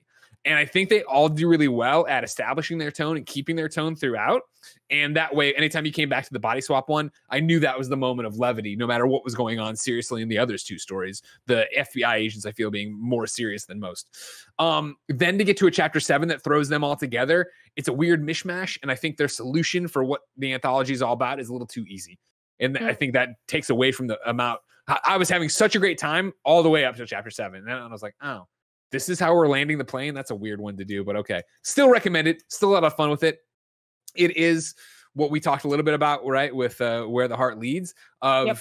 This is very much a game where I think Where the Heart Leads had more branching paths of what was going on. This is a narrative where I make dialogue choices, Janet, but none of my dialogue choices, it's not, if I choose A, we're not going to point 2. If I choose B, we're not going to point 3. Everything's going to 1 point. I'm just coloring it. I had that feeling when I was playing, and I was playing pretty casually in the sense that I just was like, I'm sitting down and playing a game. I wasn't like thinking about it from necessarily that angle, because that's always what I think about when I'm like doing a review or something of a narrative game that has choices. Like, do the choices matter? I did chapter 1 of all 3 of the characters. I did it on stream. The VOD's up on twitch.tv/GameOnasis. I was part of my best of 2021 watch where I play like whatever's out that week. I usually play only 1 game, but sometimes the week is kind of packed. I'll play 2. So I did Death's Door and then I did Last Stop for 2 hours of each. And with Last Stop, it was so interesting. I played it via Game Pass. It's on Game Pass. So I'm mixed on it. I think I'm going to finish it because I feel like I like it. And even though you're like, it didn't stick the land, fuck it, we're just going to go anyway. I think there's some nice drama there. And I think, one of my beefs with Where the Heart Leads is the drama never really has enough flavor for me. It's very kind of, mundane, despite being kind of supernatural, which is a weird combination. But, check out that episode from the post show from that week. But with Last Stop, it's interesting because you can pick any of the 3. And the first one I picked was of the dad or the older guy that's sitting on the train. You can pick whoever. And when I played through his story, I'm like, this is not hitting. Oh, it's going to be like a swap thing. I'm like, this does not hit. All right, picking another story. And then when I picked the second one, it was the woman who's like part of a government agency. And I loved her story so much. Again, no spoilers, but it really went places. Like, she was a very like fleshed out character where right away you knew, okay, she's kind of a bit prickly, really intense. and then she like has this other drama going on, and then like it's already kind of dramatic, and then it like builds again, and I'm like, oh, and I was on stream just like, you know, vibing for like the cheese man, the gossip of it all, and I was like, yeah. Then I went to the next one, and it's kind of looking at sort of teenage aged people, I think, right? They're like teens, right? High school aged. And it's sort of, you know, the shenanigans of like what they're getting up to, and they're like spying on somebody, and then they go, and like, you know, bad things are gonna happen. People, so I'm like, hold on, Janet, you keep like kind of breaking up. Yeah, give me a disconnect and reconnect to Discord. We keep losing you. Oh, sure. Let me just jump out. She got bit in the face by a snake right there. She's well, I have to come back for real. Is this better? I would say maybe like straight up fully close Discord and then reload Discord. All right, give me a second. Those damn snakes. They're everywhere. They're inside the computers. They're inside. It's a big problem in California. Like it is. We really got to do something about it because it's the forest fires. It's the sometimes the water source. Yeah, the drought and the snakes. We'll see. We'll feel it out. Okay. Also, this only happens when I record with y'all. I don't know why. A lot of excuses, Janet. All right. Yeah. I mean, I got them at the ready, but yeah, with the game, like. I was into the like ancillary stories, so I feel like I'm going to stick with it. It was intriguing enough. My biggest criticisms of it so far, just having done chapter 1, is there are some moments where I think they were really pushing like visuals, and they have like really fleshed out like set designs for like where the characters move through. But I think the drawback of that is I think they stretch themselves a little too thin. There are certain, I'm not exactly like a graphic snob by any means. I play a lot of games that don't look super impressive, and I enjoy a lot of games that look like that, but it felt like they had a hard time pulling off the style that they put forth. And by that, I mean really small details that bothered me. Like when you look down at your feet, if your feet are bare, they're not like drawn out all the way. It's just like a slab of mass. I don't know if you noticed that. Like no, I never looked at my feet. Yeah, like it's so weird. And then you'll look at like around a room, because I'm big at like looking at the details, because that's part of, you know, having a walk-in kind of story vibe. Like a coffee cup, like one random one will be like really jagged on the edge. It's like, okay, this was supposed to be like little things like that. And they have some awkward camera moments too. And then my other big critique is, again, bringing it back to like narrative games don't have gameplay. Like they totally do. And I think this one sometimes misses with its gameplay because it has a lot of that. We want to give you something to do so that you feel immersed. But what you're having me do is like, A, drink, B, like, or like, oh, you know, whatever. Like, rotate the stick to drink your coffee cup, and rotate the other stick to eat your thing. Yeah. It was like, that's my thing where you're like, I do think we've talked about before, narrative games often get this thing of like, there's no gameplay to them, yada, yada.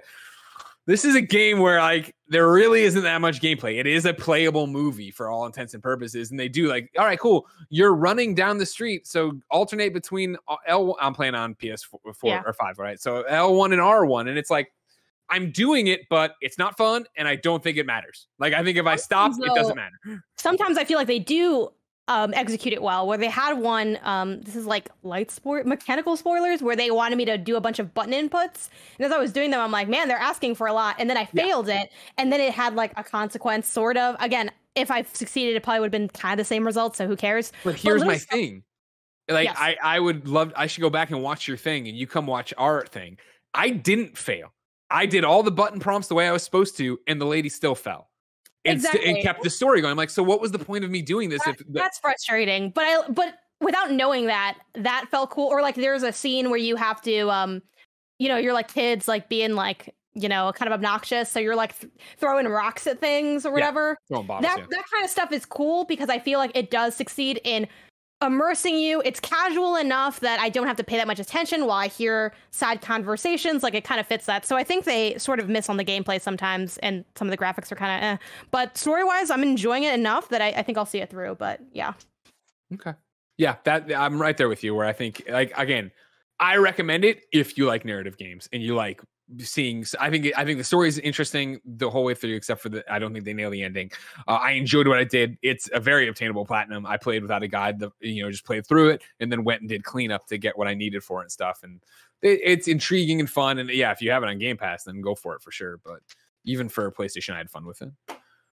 Blessing, what have you been playing? What's the new hotness with you? I can start off talking about Dark Pictures anthology Little Hope, because I know you jumped into you this. You heard last week's episode. You say I gotta play this hot thing. I actually didn't listen to the episode. I didn't realize you started playing it honestly until I saw the screenshot of you looking all apologetic, and I was like, oh no, what happened? Did Greg do something? And people really hated that. Oh man! Replies, I was like, oh, clickbait. I'm like, no, I apologize in the episode. So actually, it's not no, but I think people were more upset of like, what is Greg even apologizing about? I said very clearly, you know what I mean, for delaying on playing this game because of Man of the Man, but people didn't want to listen to that. Anyway, I started playing it the other day and got through about half of it. I want to finish it up at some point this week. And I'm enjoying it for what it is, right? It is it very much feels in line for me with Man of Medan, which I liked fine. Like definitely feels like a step down from Until Dawn, but accepting it for what it is and knowing that it is going to be this shorter co-op experience that I can experience with my friend and go through just a dumb horror story. I've actually been enjoying it. I really like the premise of it, and I won't dwell on it because I know we just talked about it recently, but I like for what it is as a let's present a cast of characters, some likable, some hateable, and figure out what's going on with this weird premise we're setting up. So far, I'm enjoying how they're exploring it. And I will say it's also very fascinating playing this game right after watching M. Night Shyamalan's Old, because there are some parallels between those things in terms of like introducing a cast of characters and putting them in a weird scenario and having them deal with that, and some parallels with how they deal with it that struck me as oh man, okay, this is like it's interesting to see them explore these somewhat similar situations in different ways. But yeah, I'm enjoying it fine so far. And it's nice to play it as a way to catch up. So I'll be ready to go by the time the next one comes out, House of Ashes. Featuring Ashley Tisdale, which I'm looking forward to because I love Ashley Tisdale. So I've been playing that. I beat Death's Door, which I know is an Xbox game. It's an Xbox game. Get out of here. Same for Gamescast. Enjoyed it fine, or I enjoyed it a lot actually. Enjoyed it fine. Oh my gosh. Well, I enjoyed it a lot. This can't be the most controversial episode on three fronts. All right, cool. I'll hold it for Gamescast. Uncharted and Death's Door. I will say, combat in that game, I don't think is good. I was hoping it would. Oh, bless. Man, it is not good. No, I can't. No. We can't do this right now. We can't do this. Isaiah had the same take. No, I can't do it. Like he's like, oh, I like the game, but the combat isn't good. It's a combat game. I don't see how that makes sense, and I don't want to know how you're gonna logic that. Well, it's my main gripe with the game is that I think the combat just doesn't feel great. But like the art is amazing and the puzzle solving is great, and like the world is cool, the music is like everything else I think is masterful. The combat is where I'm like, because I just no. Yeah. But I do like it overall. But then GTA Online is the other thing I've been playing a lot of. God. And let me tell you, I'm fully back in on GTA Online. They released the new update, the Los Santos Tuners update, and I've talked about it on other things. But the thing I will talk about is the fact that, man, over the course of the last week and this weekend including, I have had the best of the best experiences of GTA Online and the worst of the worst experiences of GTA Online when it comes to how that game is just old and held together by duct tape, and it is so difficult to matchmake sometimes, and the lobby system feels so archaic. And on Saturday, I was trying to play with my friend Yami, and we were struggling. I was trying to show Yami the ways of the game, and like because the thing that I brought it to her about why I've been enjoying GTA Online over the last week is that it very much feels like analog to The Sims in some places, where you are going in, creating your character, putting clothes on them, giving them business, and you are just going through the motions of living in this world, right? And doing your own thing in this world. And she was into that, and she was like, "Oh, cool! Oh, I can own an arcade. Oh, I want to play and I want to buy an arcade and do all this stuff." But for literal hours on Saturday, tried to make that shit work, tried to matchmake in certain things. I tried to show her how cool the special races were in GTA Online and all this other bullshit, and just struggled so much through it. And it wasn't until the next morning where I woke up, had some of the itch to go back to GTA Online because I'm a broken person. I understand this. But I went on Google and I searched up, okay, how do you play GTA Online with friends, right? Like, what is the go-to way to do this? And I came across some solutions that I wish I had known for the last how long has it been? 8 years. Here's the thing. I want you to tell me these solutions, but can you do it in the post show? Because this is what turned Kevin and I off. Is that Kevin and I we had that thing of like, let's get deep into GTA Online. This is obviously like 2017 or 18, I forget. And yeah, we found it to be such a cumbersome mess that we just couldn't make it happen. Yeah, I'll spill the beans in the post show, but summed up, again, I'm fully back in. Had a fantastic time playing yesterday with a bunch of kind of funny best friends, and like this new update, it's doing all. That's the other thing. You mentioned it in passing, I think, to me, talking about like how you had a fighter jet and this and the other. I want to hear, maybe it's on Games Daily, but it was on Games Daily. Yeah. All right, well then, if there's been more from the weekend, I need to hear that too. So let's hear about that in a second here on the post show. Because, ladies and gentlemen, this has been PS I Love You XOXO. If you didn't know, that's Kind of Funny's PlayStation podcast each and every Tuesday, 6 a.m. YouTube.com/KindofFunnyGames. Podcast services around the globe. We come together to nerd out about all things PlayStation. If you want to nerd out with us, go to Patreon.com/KindofFunnyGames. Of course, on Patreon.com/KindofFunnyGames, you can get every show ad free. You can get it with the exclusive post show we're about to do right now. You could write in. You could be a Patreon producer. You could be watching live when we record the show on Monday before whatever news breaks on Tuesday to make the show outdated. That if you're watching live, you're like Madeline Stanley, you're like Joshy G, you're like Stefan Stevens, who wrote in earlier on the show as well. No matter where you consume the show, thank you for your love and support. We couldn't do it without you. Janet, of course, where can people keep up with you? You can follow me across the internet under the handle Game Onsus. That's Game ONYSUS. That's all my social media. That's my Twitch. That's YouTube. That is everything. When are you going to start playing Uncharted 4? That's the big question. I don't know. I'm going to ask my brother because I'd like to play it with him if that's possible. So, and then TBD on if I'll stream it. I think streaming it would be more fun because I've enjoyed streaming, but we'll see. We just got through one game together, so we still need to finish Crash 4 too. So I don't know. Hopefully soon. I'll let people know. That Naughty Dog tour. Yeah, we're not the end of Crash 4, but yeah. Crash 4. I guess Naughty Dog didn't make Crash. Excuse me, Blessing. Actually, you fake PlayStation. Ladies and gentlemen, we got a post show to do on Patreon.com/KindofFunnyGames. But until next time, it's been a pleasure to serve you.